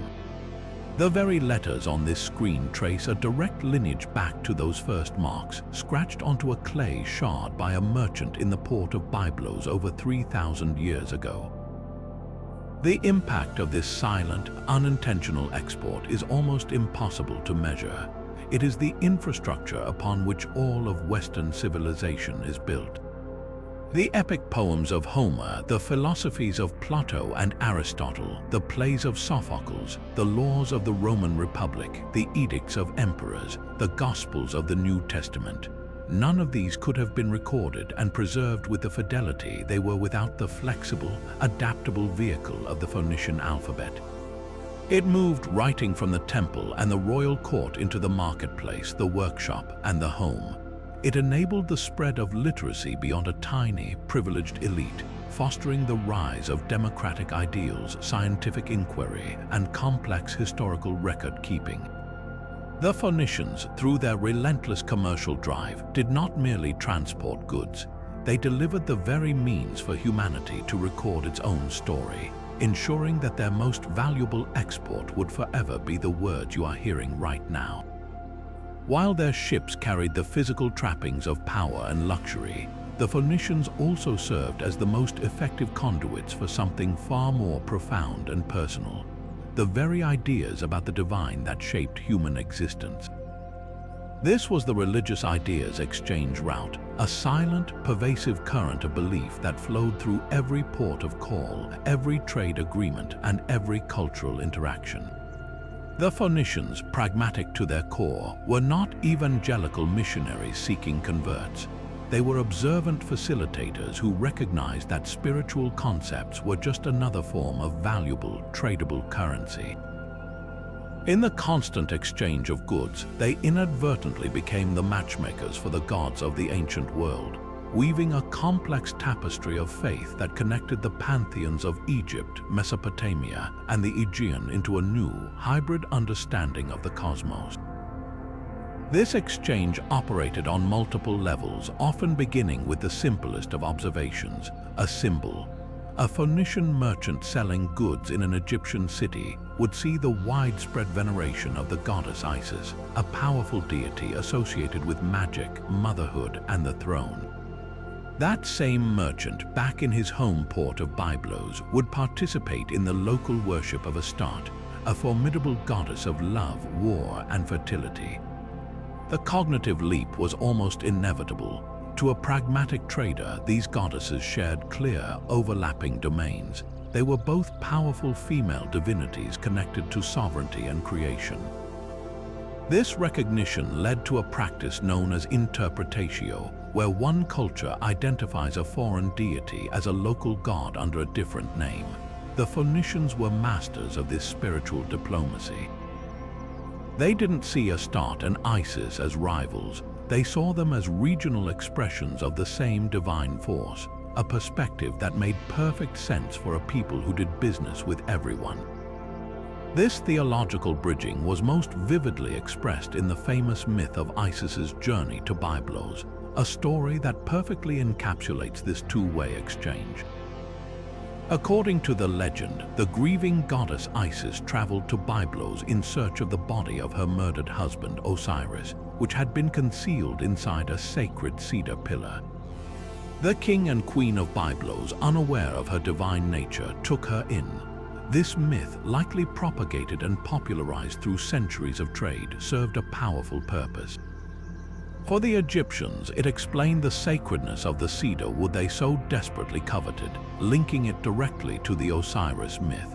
For the Phoenicians of Byblos, it connected their city and their primary export to the most important story in the entire Egyptian religious canon, elevating their own status and sanctifying their most profitable trade relationship.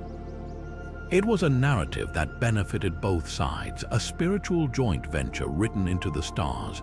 The process of syncretism, the blending of religious beliefs, found its most potent expression in the Phoenician colony of Carthage. Here, far from the Levantine homeland, the colonists brought their chief god, Baal-Hamon, a stern, sky-father deity often associated with the sun. But in their new North African environment, they encountered the powerful worship of a local goddess, Tanit. Rather than suppress this native belief, the Carthaginians, true to their Phoenician heritage of cultural assimilation, elevated her. They fused her identity with that of their own goddess Astarte, and Tanit became the Perdra, the divine consort of Baal-Hamon. She developed her own powerful iconography, a distinct symbol resembling a trapezoid topped with a circle and a horizontal line, often called the Sign of Tanit, that has been found etched into stones and stelae across the Western Mediterranean. This new hybrid Carthaginian pantheon, born from the merger of Phoenician and North African belief, became a unifying force for the colony's diverse population and a powerful export in its own right, influencing religious practices in Sardinia, Sicily, and Spain.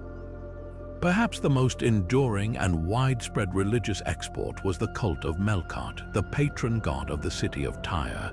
Melkart, whose name means king of the city, was a god of monarchy, the sea, and colonization. As Tyrian traders and explorers planted colonies across the Mediterranean, they brought the worship of Melkart with them, establishing temples to him at key trading posts like Gadir in Spain. These temples served a dual purpose. They were both houses of worship and crucial economic institutions where commercial treaties were sworn in the god's name, making him the divine guarantor of business deals. This is where his journey into the Greek world began. Greek merchants interacting with Phoenicians in places like Cyprus and Crete encountered Melkart and immediately saw the parallel to their own most adventurous and muscular hero, Heracles. Both were associated with strength, long journeys, and the founding of cities. Through the lens of Interpretatio Graeca, the Greek habit of equating foreign gods with their own, Melkart and Heracles became one and the same. This identification was so complete that when the Greek historian Herodotus traveled to Tyre centuries later, he reported with certainty that the great temple of Melkart he visited there was, in fact, a temple dedicated to Heracles. The two figures had become inextricably linked. The Phoenicians, ever adaptive, seemed to have embraced this fusion, as it facilitated smoother relations with their Greek trading partners. The rituals of Melkart, particularly his annual awakening ceremony where he was symbolically resurrected from a funeral pyre, may have influenced the development of the Heracles myth surrounding his death and apotheosis on Mount Ota. This religious cross-pollination ensured that the legacy of a Phoenician god would be forever woven into the fabric of Greek mythology, and through the Romans' adoption of Hercules, would echo throughout Western art and literature for millennia.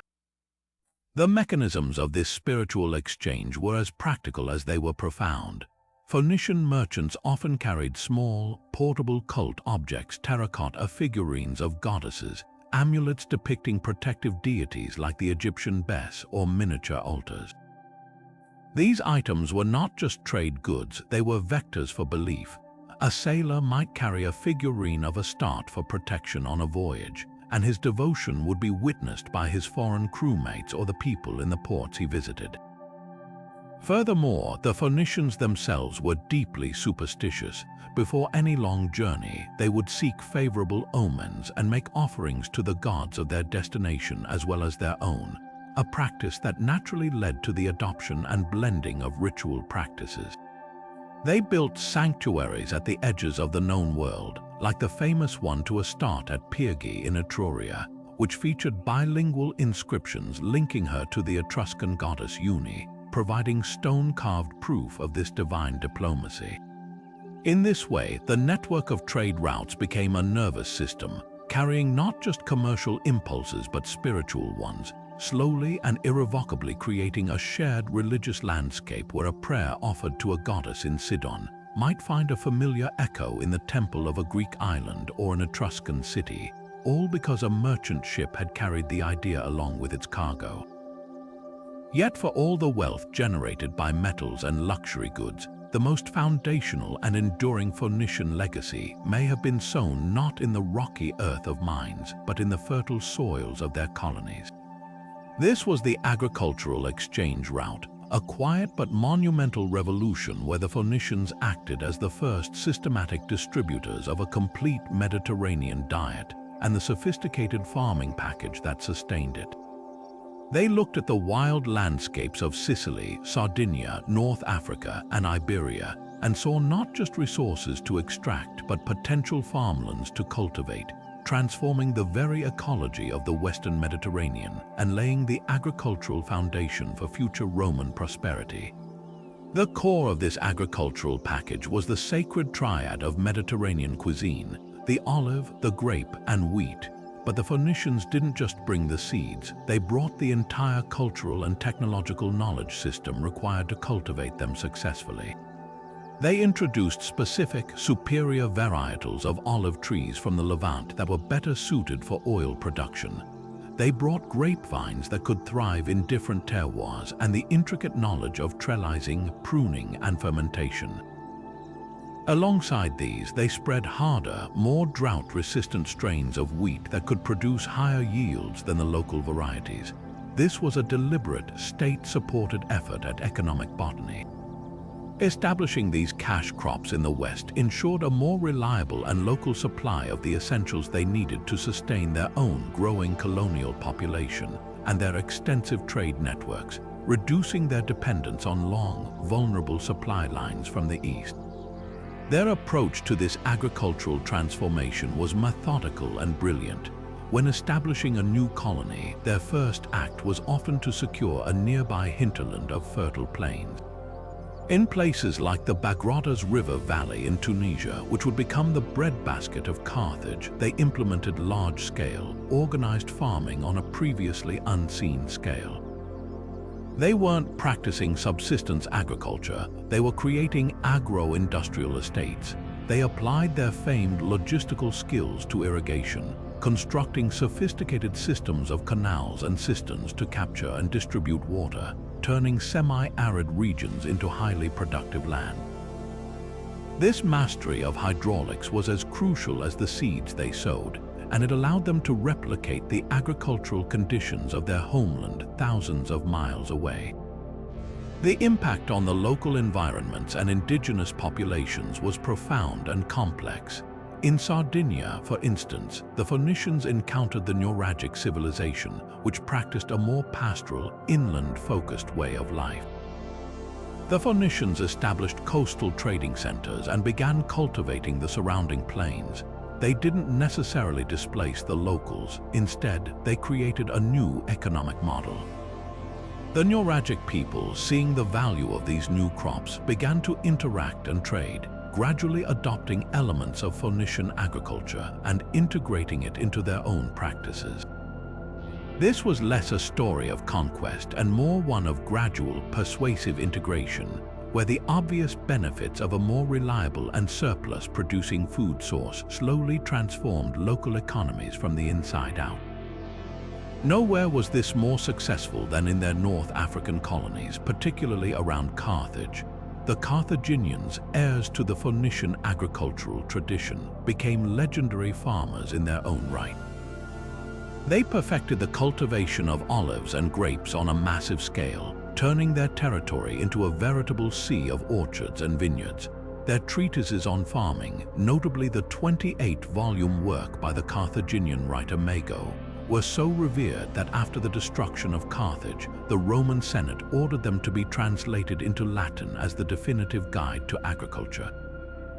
This act symbolizes the ultimate Phoenician agricultural triumph. Even in defeat, their knowledge was so indispensable that their conquerors adopted it as their own. The ripple effects of this botanical exchange shaped the destiny of the ancient world. the fertile fields of Sicily, once wild, became the granary that would later feed the Roman Republic. The olive groves of Andalusia in Spain, first planted by Phoenician colonists, continue to produce some of the world's finest oil today, a direct living link to those first settlers. By transplanting the Mediterranean agricultural package, the Phoenicians didn't just feed their own empire. They created the economic and nutritional infrastructure that allowed the entire Western Mediterranean to support larger, more complex urban populations. They turned a geographical region into a cohesive cultural and economic zone, united by a shared diet of bread, wine, and olive oil, forever binding the fates of Europe and Africa through the simple, enduring power of the seed. And yet, for all their grand trade in metals, dyes, and glass, some of the most telling evidence of the Phoenician presence across the Mediterranean comes from the humblest of objects, broken pieces of pottery. These ceramic shards, often overlooked, tell a silent but incredibly detailed story of daily life, economic reach, and cultural influence. The Phoenicians didn't just trade in fine goods, they were also prolific producers and distributors of utilitarian ceramics, and their distinct pottery styles became a kind of calling card, leaving a trail of broken artifacts that archaeologists now use to map their astonishing journey across the ancient world. This was not a trade in high-value items, but in everyday necessity, and it reveals the depth of their integration into the communities they touched. The Phoenician approach to pottery was a perfect reflection of their overall commercial philosophy, pragmatic, adaptable, and designed for mass distribution. They excelled at what is known as serial production. Instead of each pot being a unique work of art, their workshops, particularly those in Tyre and Sceptre, churned out vast quantities of standardized ceramic forms. They used the fast potter's wheel to achieve a remarkable consistency in size and shape, and they fired their wares in advanced multi-chambered kilns that could maintain a controlled high temperature. This industrial approach allowed them to produce sturdy, reliable, and affordable containers that could be sold or used as packaging for their more valuable liquid cargoes like wine, oil, and perfume. The most iconic of these mass-produced vessels was the transport amphora. While many cultures used amphorae, the Phoenicians developed a distinctive style that is instantly recognizable. It typically featured a thick, cylindrical rim, a long, slender neck, and a sharp, pointed base. This pointed base wasn't just a stylistic choice, it was a marvel of ancient engineering. It allowed the heavy jars to be stacked securely in the curved hulls of ships, acting as a natural wedge to prevent shifting during a turbulent voyage. Once on land, they could be easily plunged into soft sand or earth to stand upright for easy dispensing. Beyond amphorae, they also produced a wide range of everyday tableware, simple bowls, plates, jugs, and lamps, all characterized by a no-nonsense functional design. But where Phoenician pottery truly gets interesting is in its decoration, or relative lack thereof. In an era when Greek potters were creating intricate narrative scenes with black and red figures, the Phoenicians embraced a more minimalist aesthetic. Their most common decorative style is known as red slip, where, after forming the pot, the artisan would apply a fine, liquid clay slip rich in iron oxide to its surface.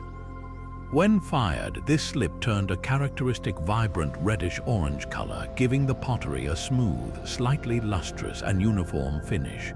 This was not just about looks, the slip also made the vessel less porous, better for storing liquids. For added decoration, they often employed simple techniques like horizontal grooving or bands of dark, geometric paint. This wasn't art for art's sake, it was art for efficiency's sake, and it was incredibly popular. The spread of this ceramic style is a direct proxy for Phoenician trade routes. As their merchants established colonies and trading posts, they didn't just bring goods, they often brought their own potters or taught local artisans their techniques. In Sicily, Sardinia, and Spain, archaeologists find layers of soil filled with this distinctive red slip ware, marking the earliest phases of Phoenician settlement. It appears so suddenly and in such volume that it signals a clear break from previous indigenous pottery traditions. This allows archaeologists to literally trace the footsteps of Phoenician expansion, from their first landing on a beach to their establishment of a permanent town. Furthermore, the clay itself can be fingerprinted. Through a process called petrographic analysis, scientists can examine thin slices of a pottery shirred under a microscope and identify the unique mineral fingerprint of the clay used to make it. This tells them whether a pot found in a tomb in Cyprus was actually made in a workshop in Tyre, or whether it was a local imitation made with Cypriot clay. This science has proven that the Phoenicians exported their pottery over vast distances, but it also shows that their influence was so strong that local cultures from Malta to Ibiza began to imitate their styles, creating their own versions of red slipware and pointed base amphorae. This imitation is the sincerest form of commercial flattery, indicating that Phoenician pottery had become the standard against which all others were judged. These everyday objects did more than just hold things. They subtly shaped the daily routines and aesthetic tastes of an entire region.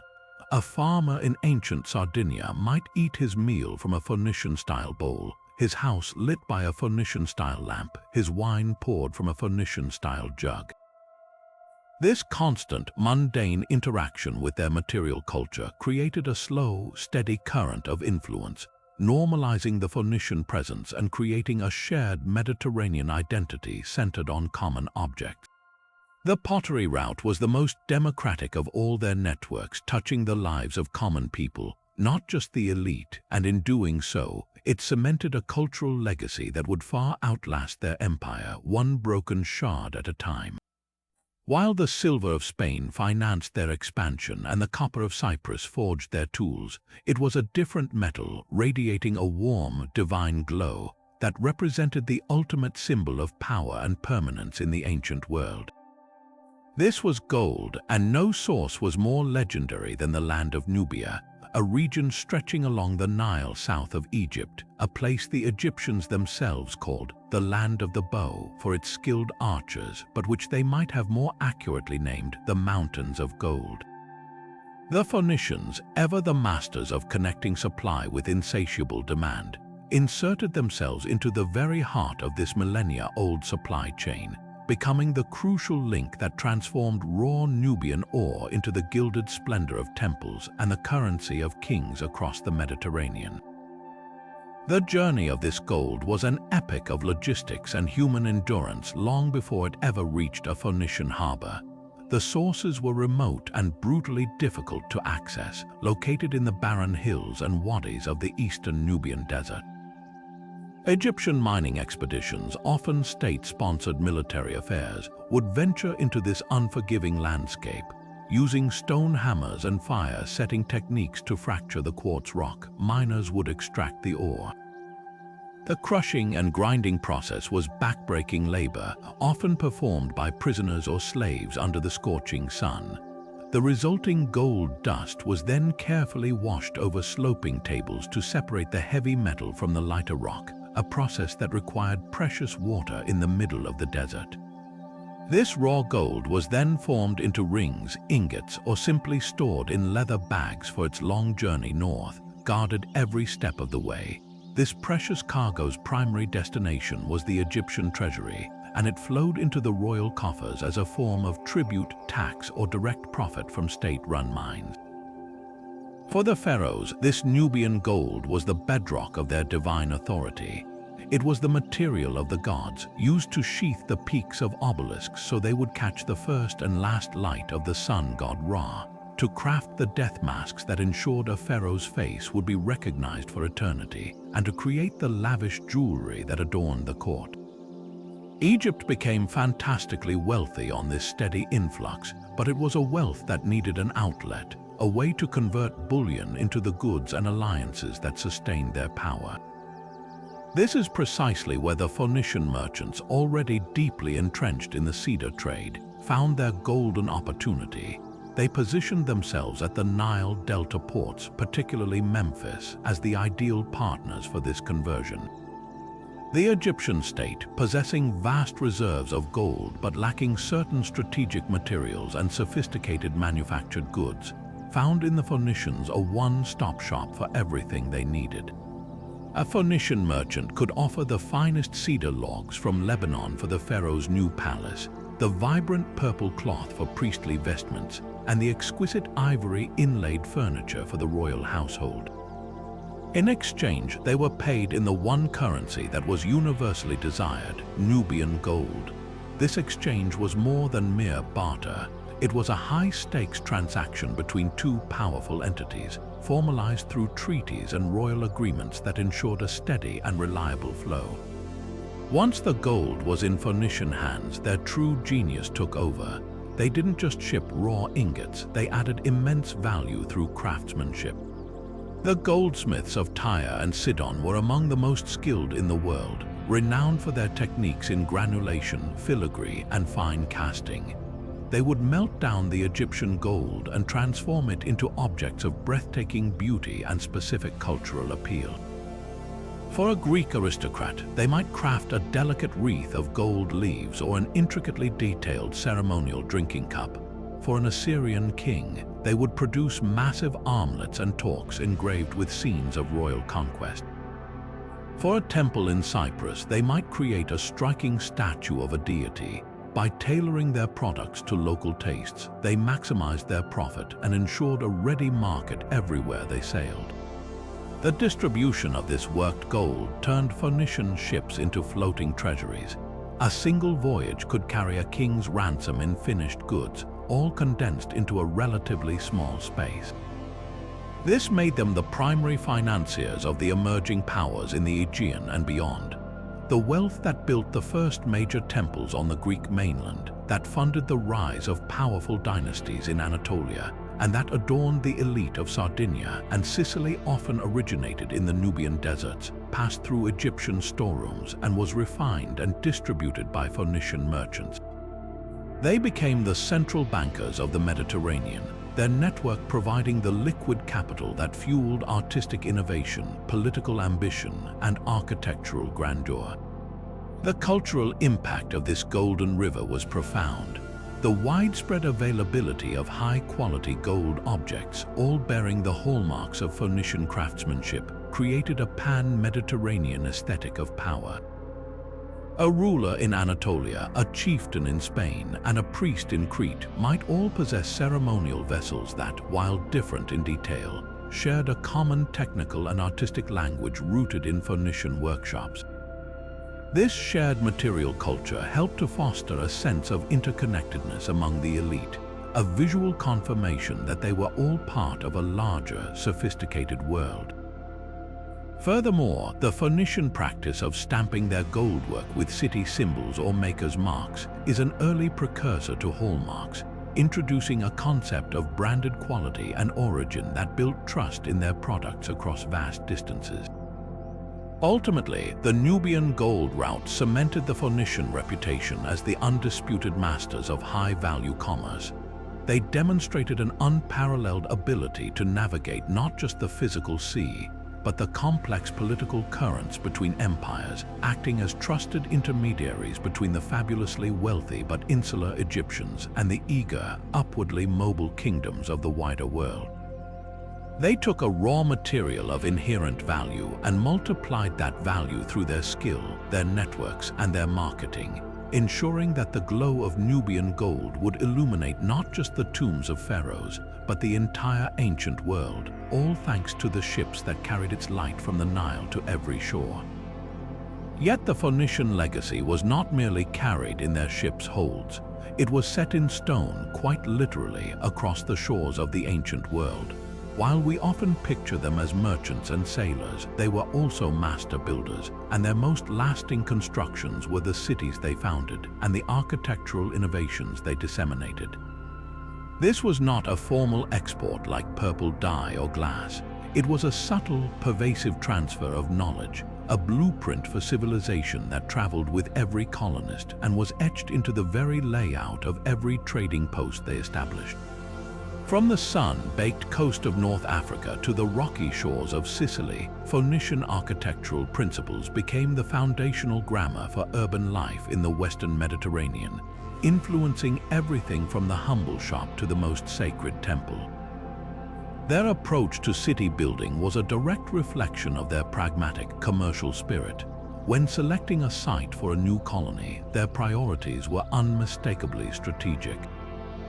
They sought locations with not one, but two harbors, a smaller, sheltered inner port for their own merchant vessels to unload in safety, and a larger, open roadstead where foreign ships could anchor and conduct business. This dual harbor system, perfected at their greatest colony of Carthage, was a stroke of urban genius. It created a natural distinction between secure, proprietary logistics and open, welcoming trade, all while allowing for the efficient control and taxation of goods. The core of the city would then be built on an easily defensible promontory or offshore island, like the original settlements at Tyre and Motia, with a strong citadel or acropolis at its highest point. Below this citadel, the streets were not laid out on the grand, rigid grid later favored by the Greeks. Instead, they organically followed the contours of the land, a network of narrow, winding alleys converging on the main marketplace and the industrial quarters dedicated to dyeing, metalworking, and pottery. One of their most significant and enduring architectural contributions was the development of the monumental Tophet sanctuary. This was a distinctively Phoenician open-air religious precinct, sacred to the goddess Tanit and the god Baal Hammon. Unlike the enclosed temples of Egypt or Mesopotamia, a Tophet was an outdoor space filled with row upon row of small, upright stone markers or stelae. Each stele was often carved with symbolic motifs: a bottle, a sign of Tanit, a raised hand, and was dedicated to commemorate a sacred vow. Beneath these markers, archaeologists have found ceramic urns containing the cremated remains of very young animals, and in deeply controversial practices that ancient sources allege, sometimes those of human infants. The architectural form of the Tophet, with its ordered rows of votive markers in a sacred enclosure, was exported to every major Phoenician colony. We find them in Sicily at Motia, in Sardinia at Tharos, and most famously in the sprawling sanctuary at Carthage itself. This standardized religious space became a powerful symbol of Phoenician identity abroad, a piece of their spiritual homeland physically recreated on foreign soil. Their influence extended to the very materials and methods of construction. The Phoenicians were pioneers in the use of ashlar masonry, finely cut, rectangular stone blocks laid in regular courses.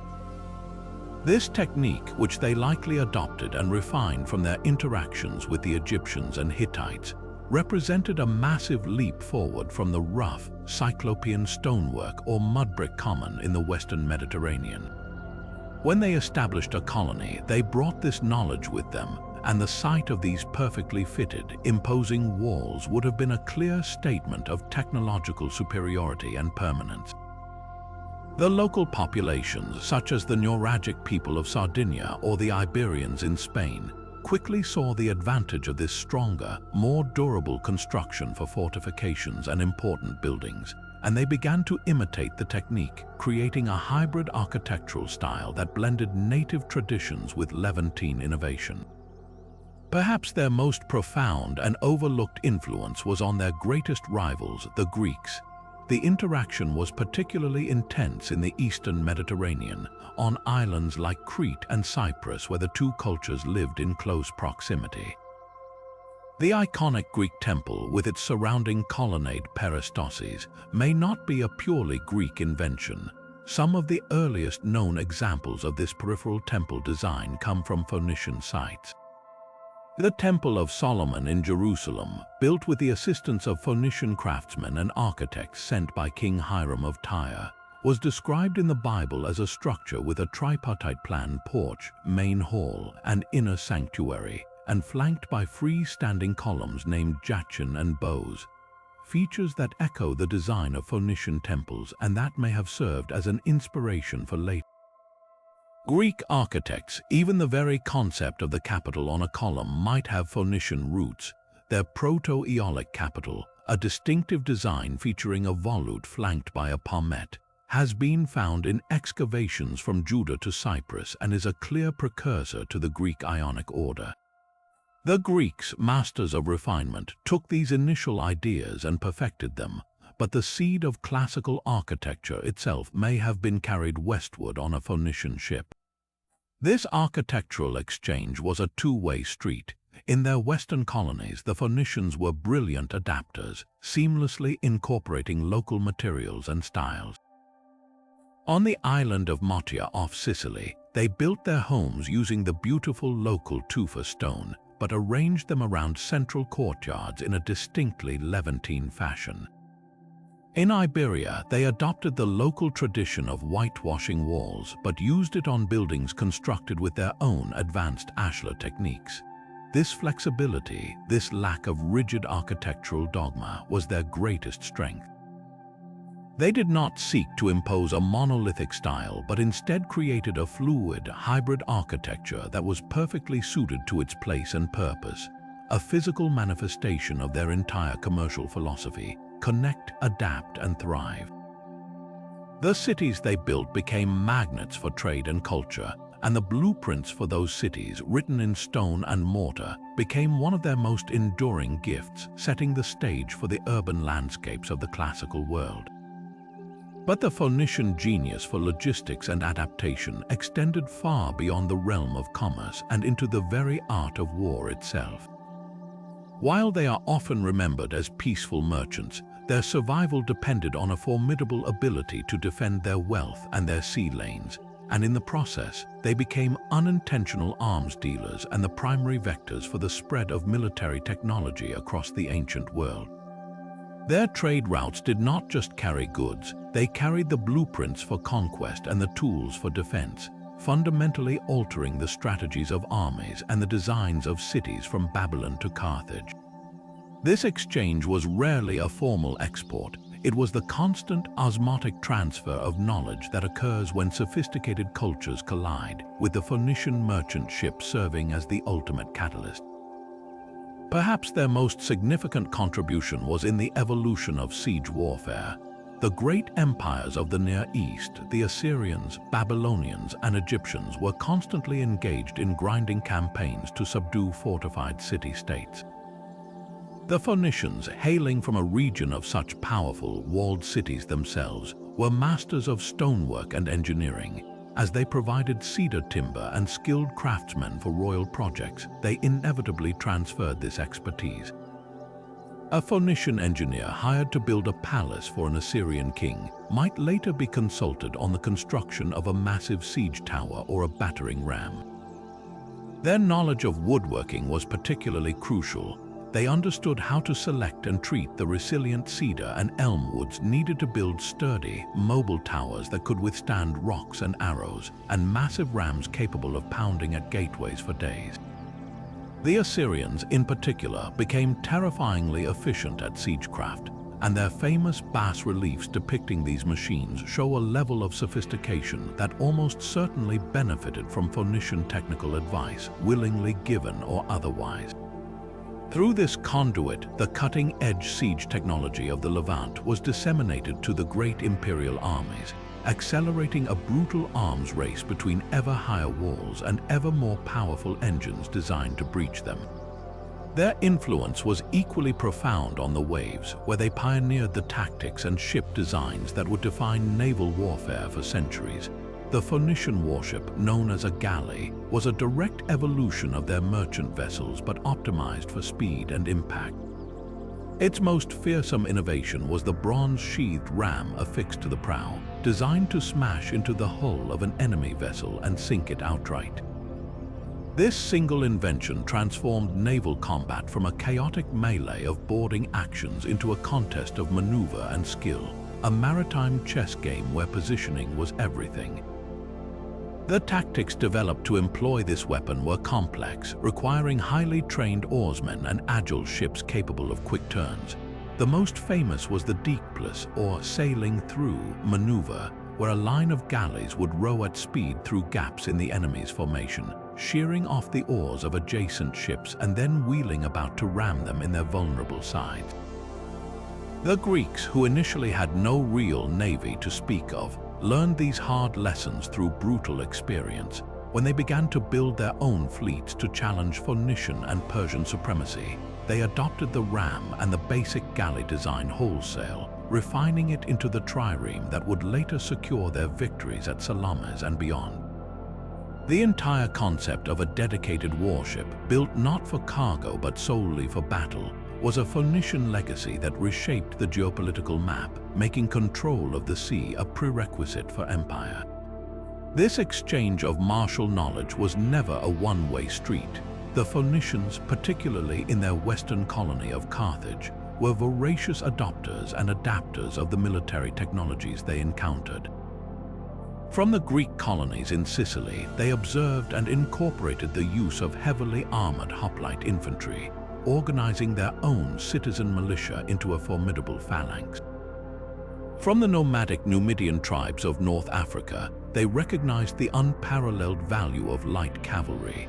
They hired these superb horsemen as mercenaries, using them as skirmishers and for devastating flanking attacks, a tactical combination that would become a hallmark of the Carthaginian armies that later terrorized Rome. From the Balearic Islands, they recruited slingers whose accuracy with lead bullets was legendary and could decimate enemy formations from a distance. Carthage itself became a melting pot of military thought, a grand laboratory where Levantine engineering, Greek infantry doctrine, and African cavalry traditions were fused into a supremely effective multicultural fighting force. This pragmatic willingness to recruit and learn from anyone, regardless of origin, gave them a versatile and unpredictable edge that kept their rivals off balance for centuries. The most tangible and enduring evidence of their military architectural prowess, however, is still visible in the stone walls of their colonies. The Phoenicians developed a distinct style of fortification that combined sheer scale with ingenious design. They constructed massive walls, often double-lined with a rubble fill, that were incredibly resistant to battering rams, but their true innovation lay in the gate. The simple, linear gate was a fatal weakness, and the Phoenicians reimagined it entirely. They pioneered the use of the bent axis entrance, where the approach to the main gate was forced to make a 90-degree turn inside a fortified courtyard. This clever design eliminated any possibility of a direct charge into the city. Any attacker bursting through the outer gate would be funneled into a killing zone where they were exposed on all sides to defenders on the walls above. We see this masterful design at its best at sites like the colony of Motia off Sicily, where the North Gate stands as a textbook example of defensive genius. This concept of the baffled gateway would be studied, adopted, and refined by every subsequent culture in the Mediterranean, including the Greeks and Romans, becoming a standard feature of ancient military architecture. Through the silent, imposing language of stone, the Phoenicians taught the ancient world how to defend a city, lessons written so well they continue to stand millennia after the empires that learned them have turned to dust. Yet perhaps their most profound role was not as merchants of goods, but as merchants of meaning. Operating in the spaces between mighty empires, Phoenician traders became the essential cultural translators of the ancient world, a living bridge of understanding between civilizations that often viewed each other with suspicion or outright hostility. They were the original diplomats of daily life, the interpreters who could explain an Egyptian pharaoh's demand to a Hittite king, or make sense of a Greek god for an Etruscan chieftain. This was not a formal appointment, it was a skill born of necessity, honed in countless marketplaces and royal courts, and it gave them an influence far beyond their political power. A Phoenician merchant's value lay not just in what he carried in his ship's hold, but in what he carried in his mind, a vast repository of languages, customs, and unspoken social rules. This role as cultural mediator began with the most fundamental tool, language. To conduct business from the Nile Delta to the Atlantic coast, Phoenician merchants had to be functional multilingualists. They likely spoke a pidgin or trade language that incorporated elements of Akkadian, the diplomatic lingua franca of the Near East, alongside Egyptian, Anatolian, and early Greek terms. This linguistic flexibility was their greatest asset.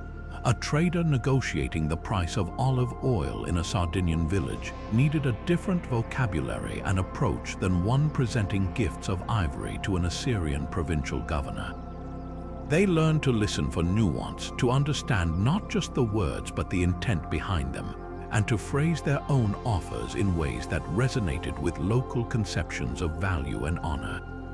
In an age without professional translators, the Phoenician merchant was the dictionary, the phrasebook, and the cultural guide, all in one. Their mediation extended deep into the realm of religion and symbolism, where misunderstanding could be catastrophic.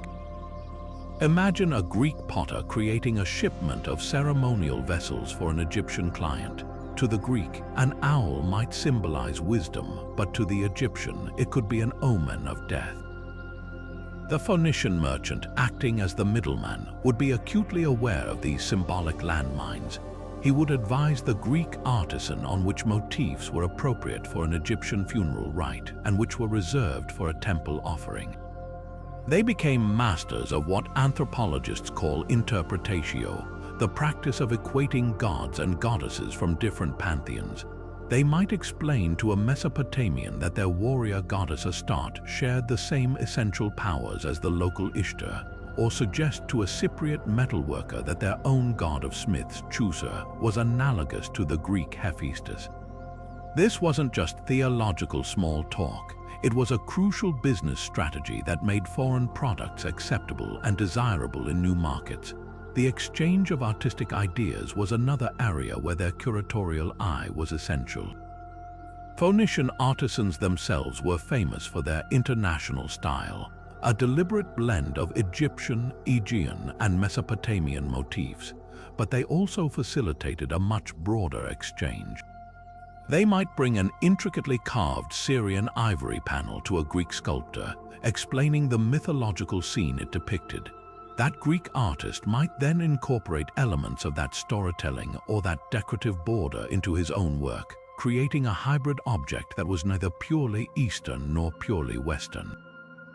We see this clearly in the Orientalizing period of Greek art, where suddenly, around the 7th century before the Common Era, Greek pottery and metalwork explode with sphinxes, griffins, and lotus flower patterns.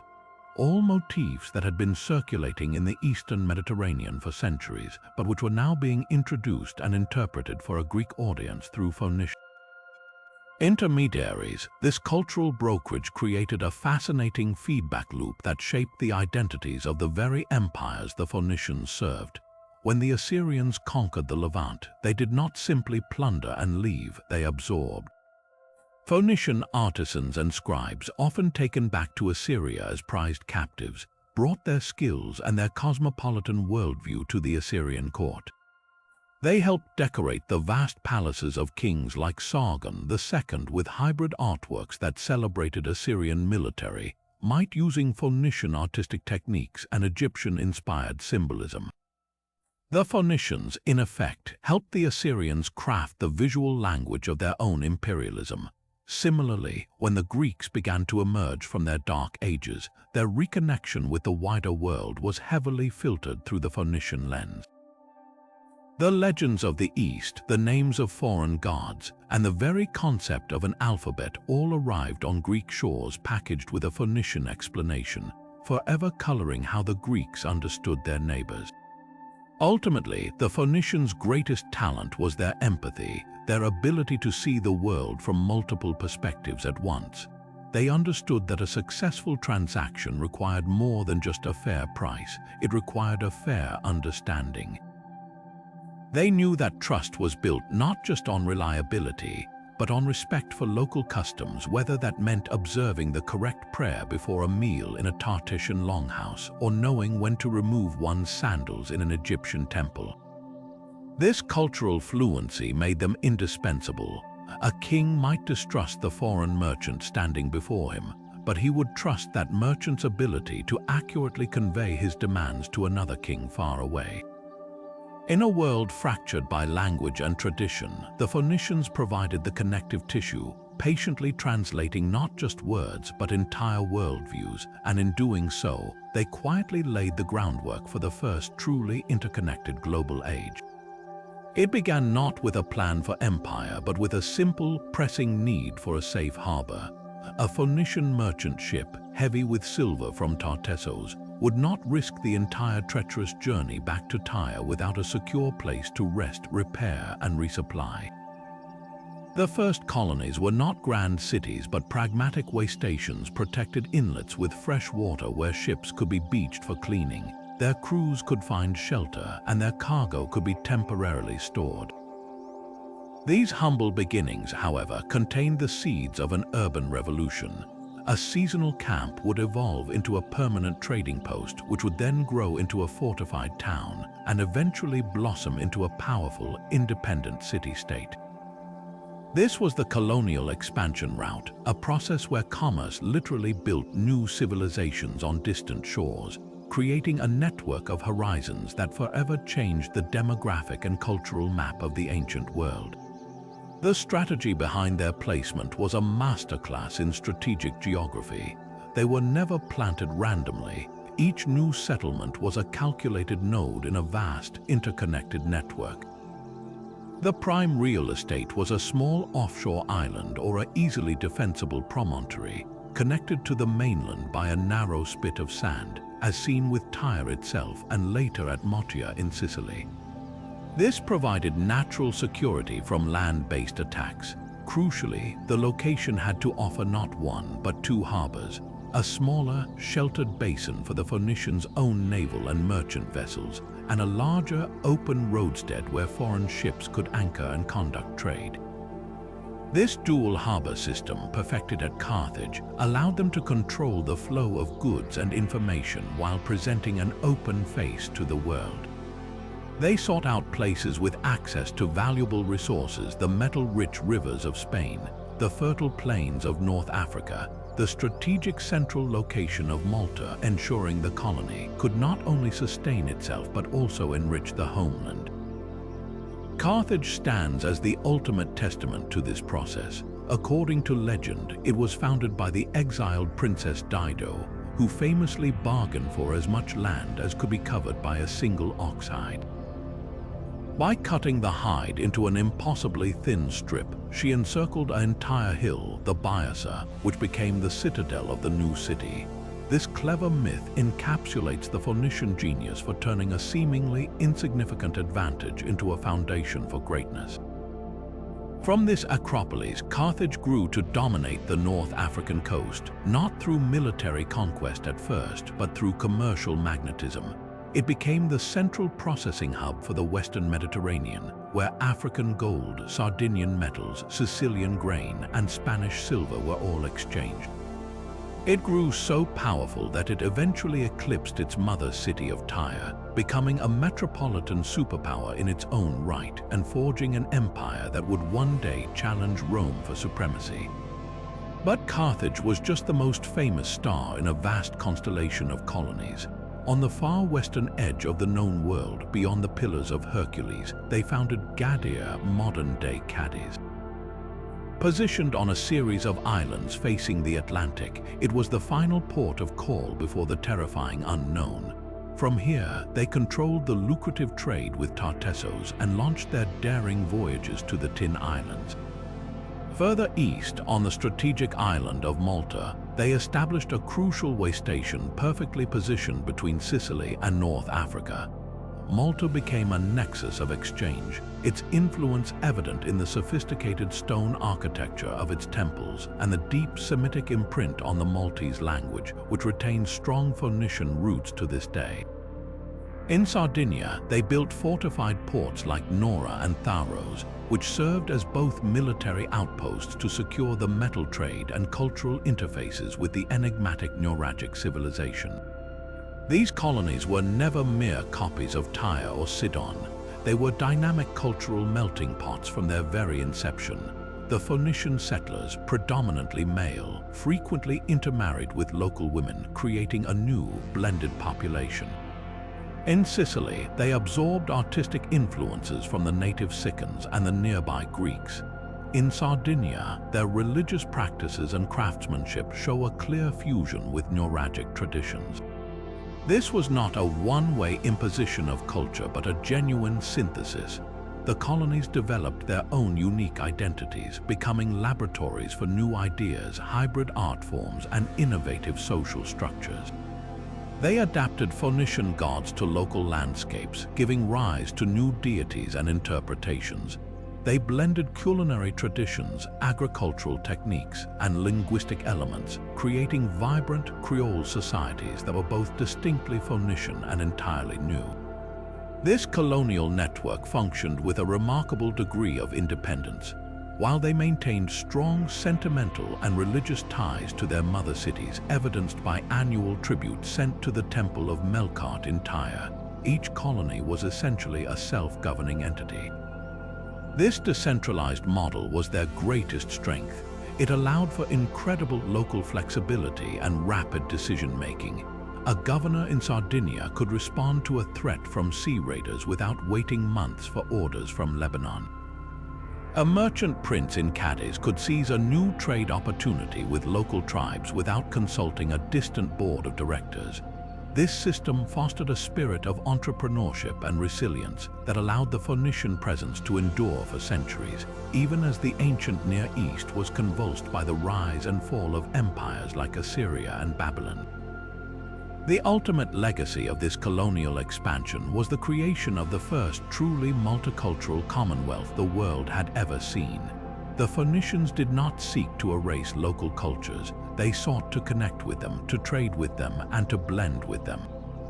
Their colonies became buzzing hubs of connectivity, where an Etruscan aristocrat could commission a gold bowl from a Greek craftsman working in a Phoenician style, using ivory from Africa and paid for with Spanish silver.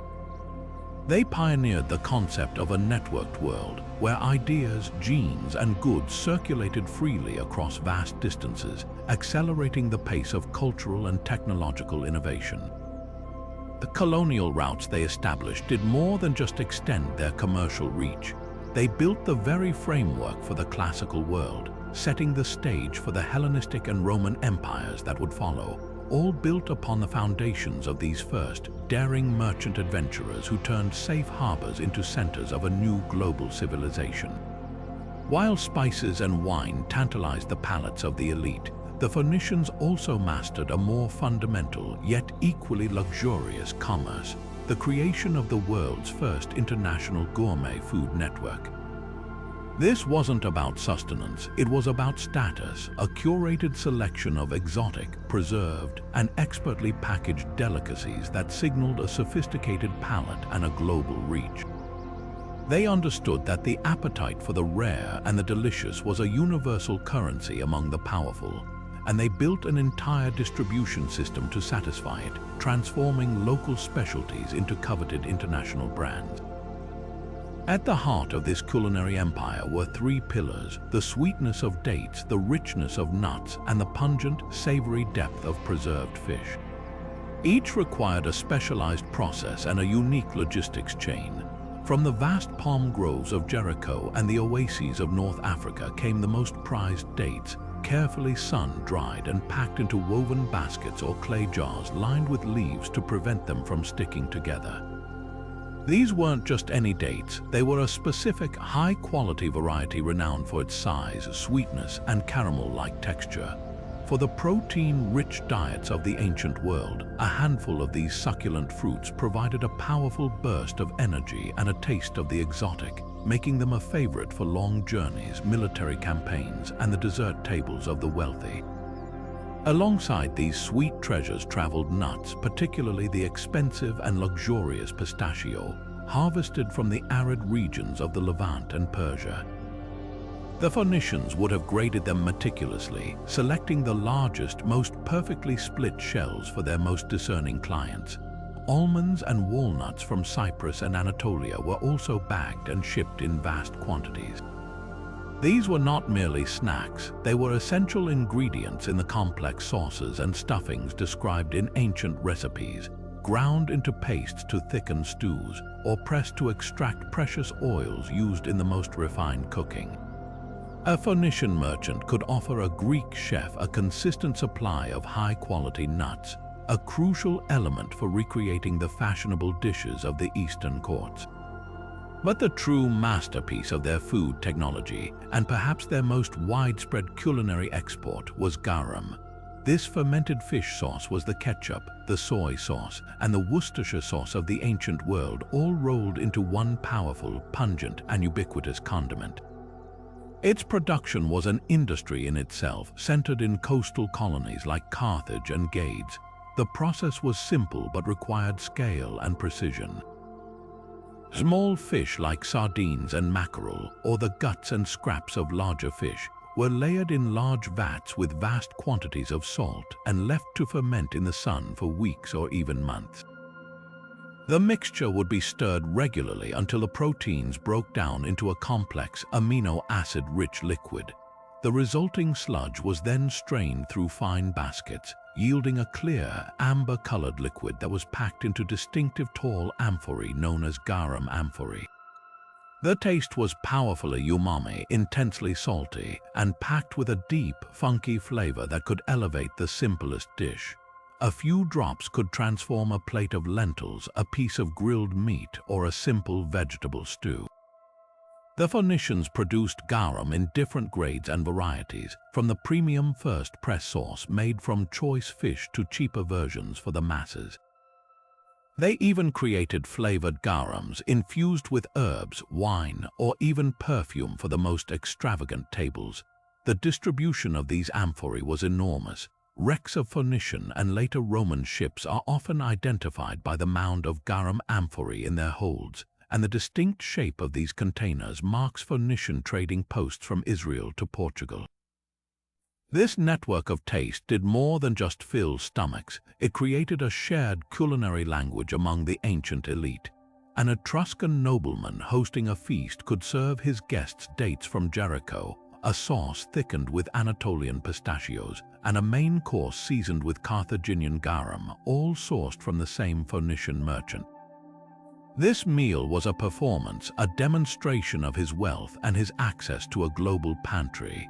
It connected his table in central Italy to the palm groves of the Jordan Valley and the fishing grounds off the coast of Africa. The Phoenicians, through their careful selection, preservation, and transport, had made it possible to eat the world's flavors in a single sitting, creating a standard of luxury that would be inherited and expanded by the Greeks and Romans, forever changing the meaning of a fine meal. But beyond the flow of spices and metals, the Phoenicians also mastered a far more delicate and influential trade, the movement of information itself. In an age without dedicated postal systems or digital networks, the most urgent messages of state, the fate of treaties, the declarations of war, the marriages of kings, traveled at the speed of a sailing ship. And more often than not, that ship flew a Phoenician flag. These merchants became the trusted couriers of empires, the neutral carriers of sealed diplomatic correspondence who wielded an influence far greater than any single ambassador. Their unparalleled maritime network and their reputation for reliability made them the indispensable communication backbone of the ancient world, the living internet that connected palaces across thousands of miles of water. The need for such a service was absolute. The great powers of the Bronze and Iron Ages, Egypt, the Hittites, Assyria, Babylon, were constantly engaged in a complex dance of diplomacy. Alliances shifted, borders were disputed, and royal successions needed to be announced. Sending a diplomatic envoy overland was a perilous undertaking that could take months, with envoys facing bandits, difficult terrain, and the shifting allegiances of the territories they had to cross. A message sent by land was slow, vulnerable, and often outdated by the time it arrived. The sea, by contrast, offered a faster, more secure highway for those who could master it. A Phoenician ship could carry a message from the Nile Delta to the coast of Anatolia in a matter of weeks, not months, with the consistent sea winds providing a predictability that land routes could never match.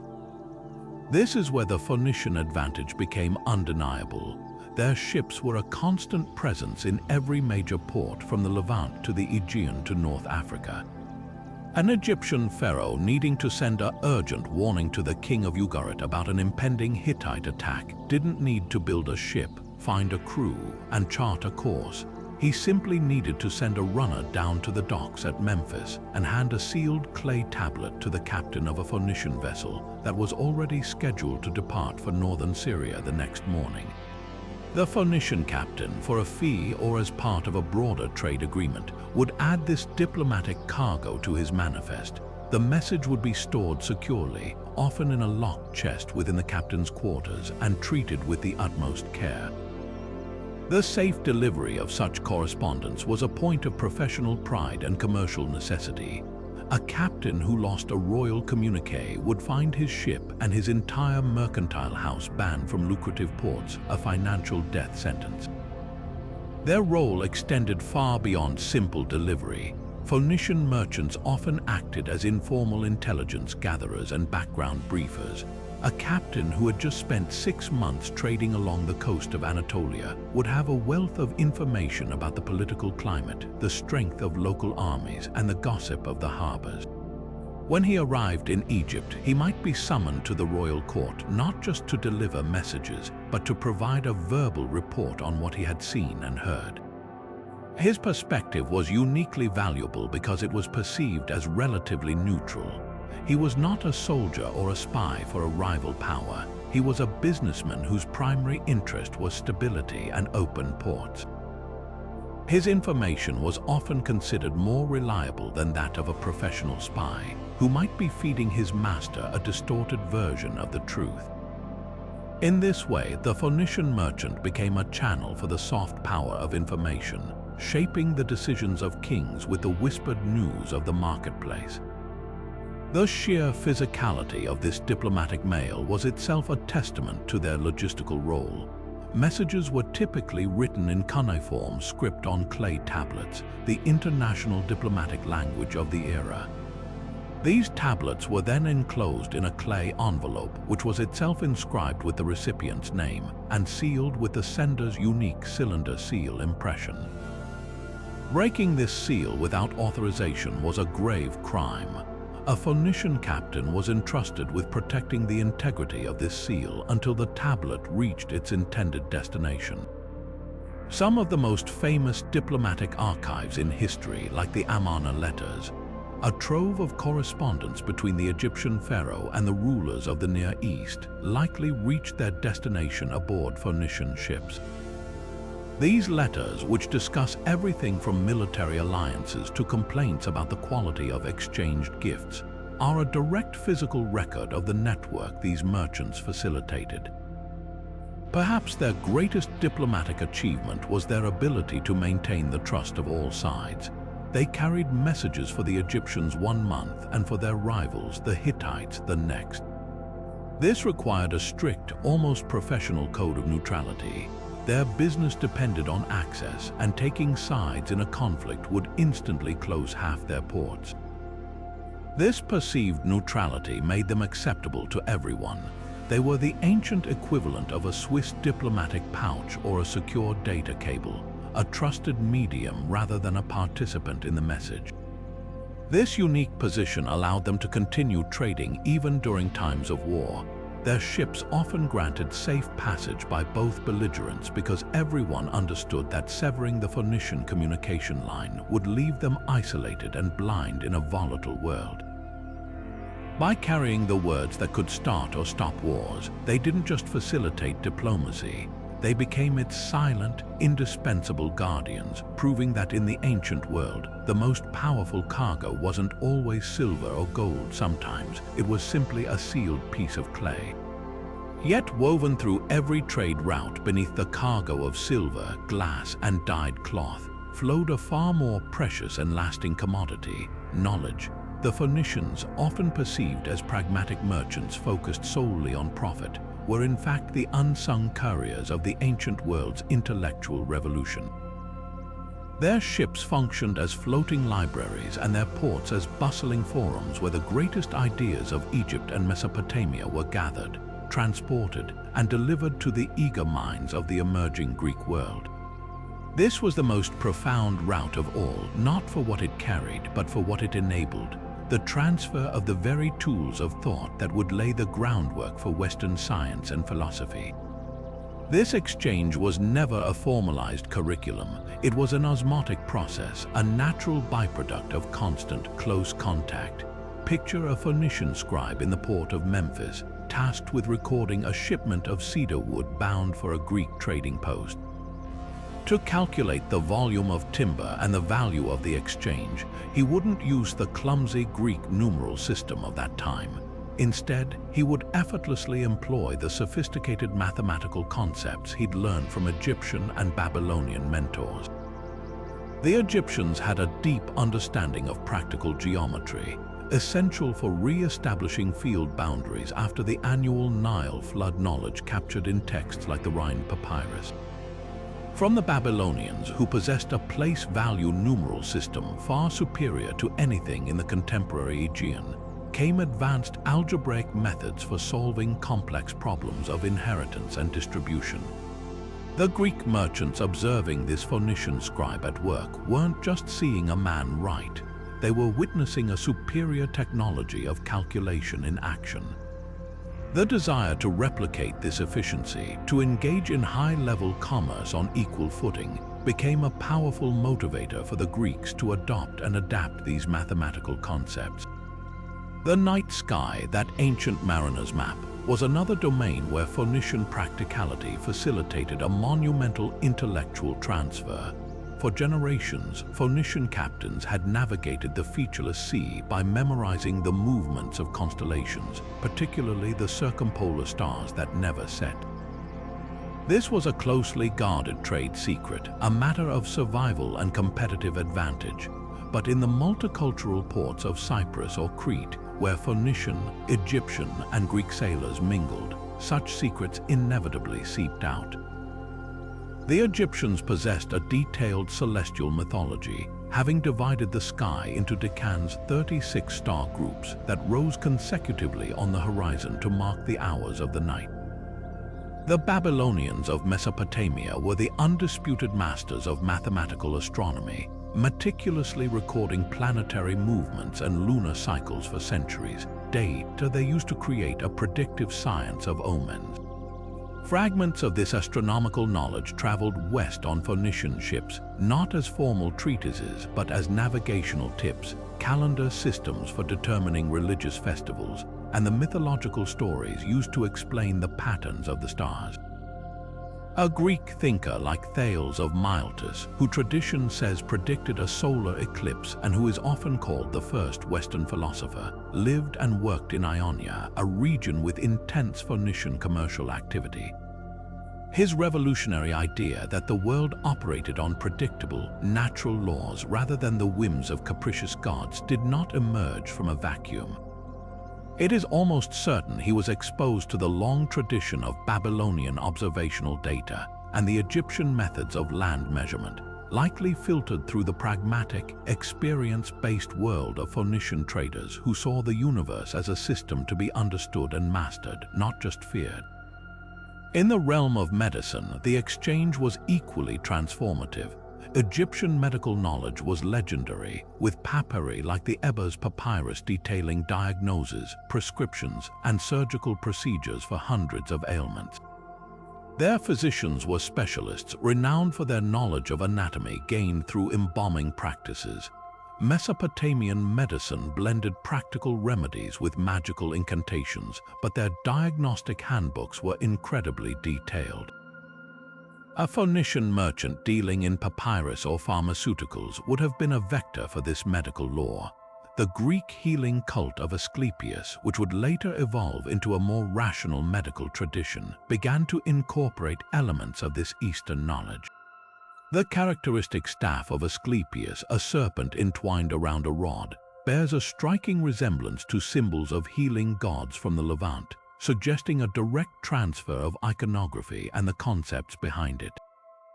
The mechanism for this intellectual transfer was as practical as the Phoenicians themselves.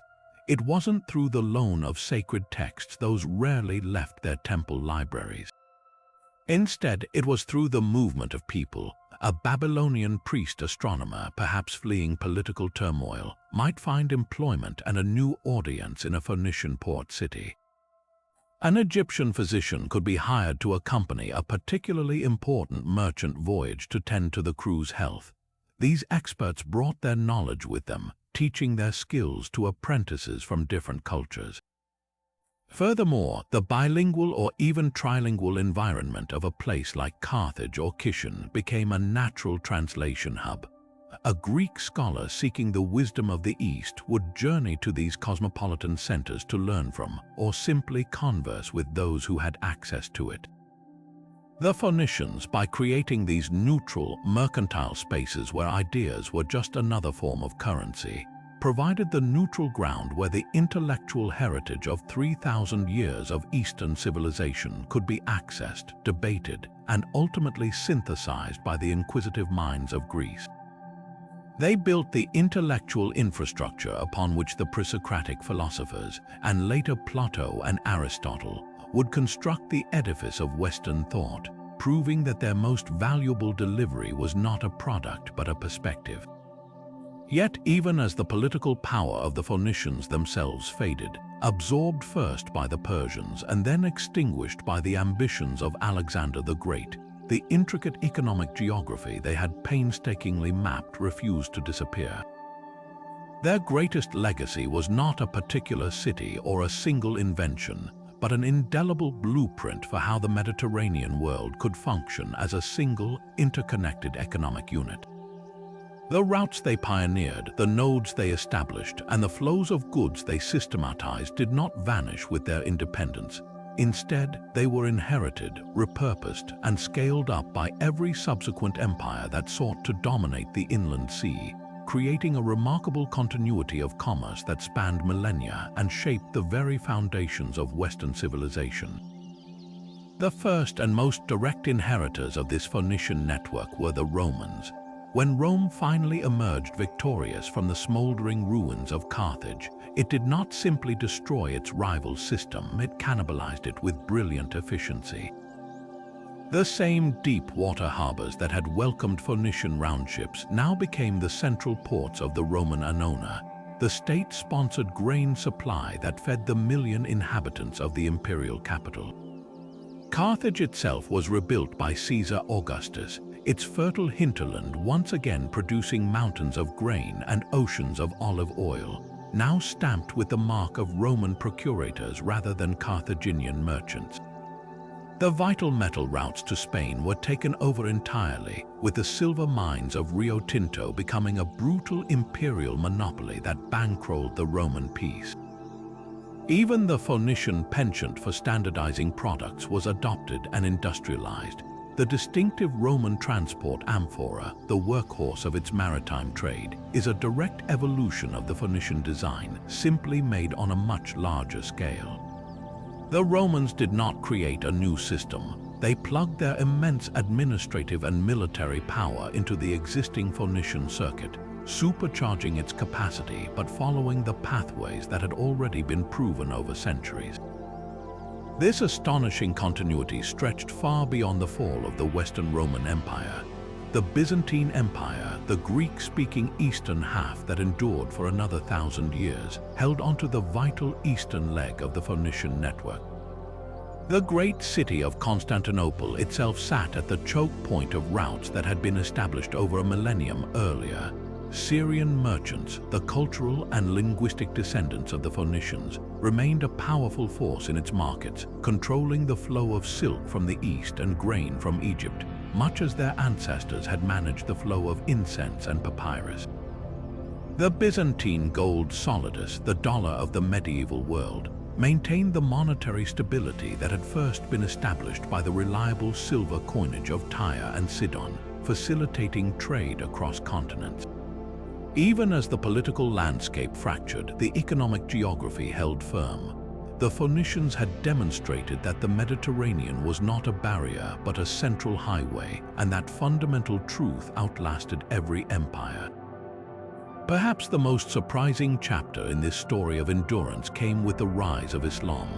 The Arab conquests of the 7th and 8th centuries did not break the old Phoenician patterns, they revitalized them.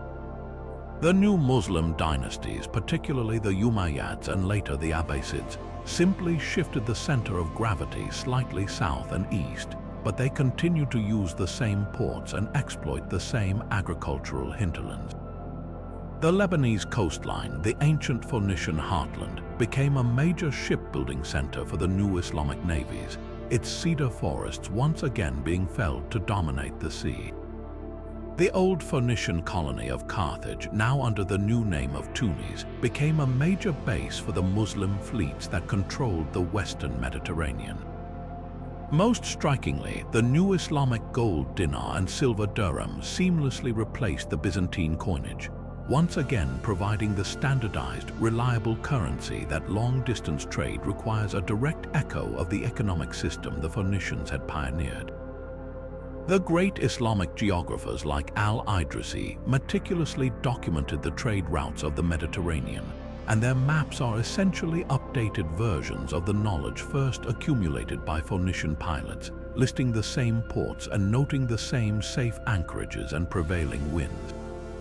This incredible persistence is not merely a historical curiosity. It is written into the economic DNA of the modern world. The distribution of major ports around the Mediterranean today still overwhelmingly corresponds to the locations first chosen by Phoenician colonists 3,000 years ago. Marseille, originally the Greek colony of Massalia, was founded on the site of an older Phoenician trading post.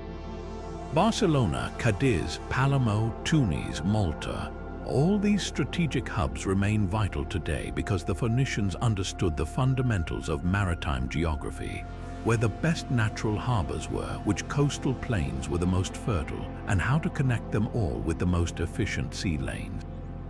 The very concept of a pan-Mediterranean economy, which later evolved into the European Union's common market, finds its earliest prototype in the Phoenician network that treated the sea as a unified commercial space rather than a collection of separate territories. Ultimately, the Phoenicians' 30th and final route is not a path on any map but a pattern of thought. They were the first to see the Mediterranean not as a void separating cultures, but as a central nervous system connecting them. They established the foundational principle that specialization and exchange could create wealth far more effectively than conquest and plunder alone. Their legacy is the very idea of a networked world, where the value of a node, a city, a port, a region, is determined by its connections rather than just its innate resources.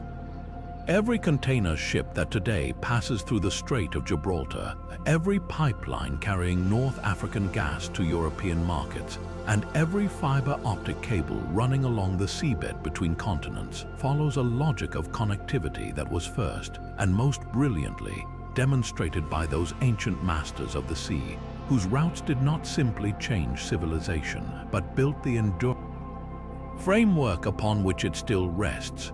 So as we reflect on these 30 arteries of commerce, from the cedar highways to Egypt to the secret paths to the Tin Islands, and from the divine scent of incense to the revolutionary marks of the alphabet, a breathtaking panorama comes into view.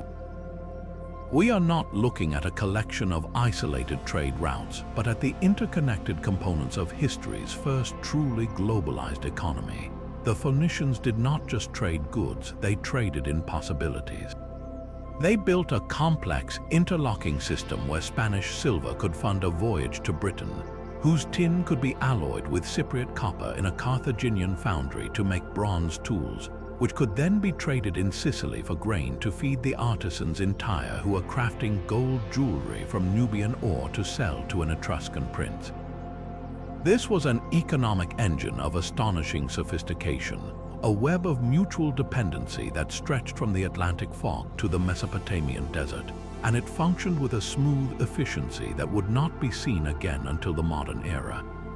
This relentless exchange of materials sparked an even more profound transfer, the wholesale migration of culture, ideas, and identity.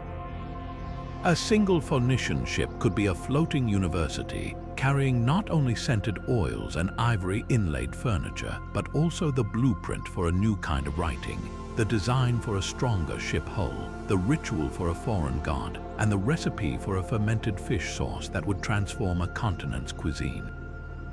They were the great synthesizers of the ancient world, seamlessly blending Egyptian motifs with Greek myths and Mesopotamian engineering to create an international style that resonated from palace to marketplace. They taught by doing, by showing how a versatile alphabet could streamline commerce, how a standardized amphora could simplify logistics, and how a shared pantheon of gods could ease diplomatic tensions. In this way, they quietly built the foundational layer of Western civilization itself, providing the raw materials, both physical and intellectual, that the Greeks would refine, the Romans would scale, and that we still inherit today in our laws, our languages, and our very ways of thinking about the world. Which makes you wonder how much of our modern world is still shaped by these ancient currents of exchange. The next time you write a letter using a descendant of their alphabet, or enjoy a meal seasoned with spices from a global supply chain, or even drive on a road that follows an old trade path, you are experiencing the enduring legacy of those first great voyages. Their world of interconnected ports and shared markets is the direct ancestor of our own globalized age. The challenges they faced navigating international disputes, managing complex logistics, and bridging vast cultural differences are the very same challenges we grapple with today, just on a different scale. Their story is a powerful reminder that humanity has always been at its best when we are connected, when we exchange not just commodities but concepts, building something far greater together than we ever could alone. Now we want to hear from you. After this journey across the ancient world, which of these 30 routes captured your imagination the most? Was it the daring Atlantic quest for tin, the secretive harvesting of the precious purple dye, or the monumental transfer of knowledge through the alphabet? Share your favorite in the comments below. We read every single one. And if you want to keep exploring the lost stories that built our world, make sure to subscribe and hit the bell so you don't miss our next adventure into the past. Thank you for sailing with us.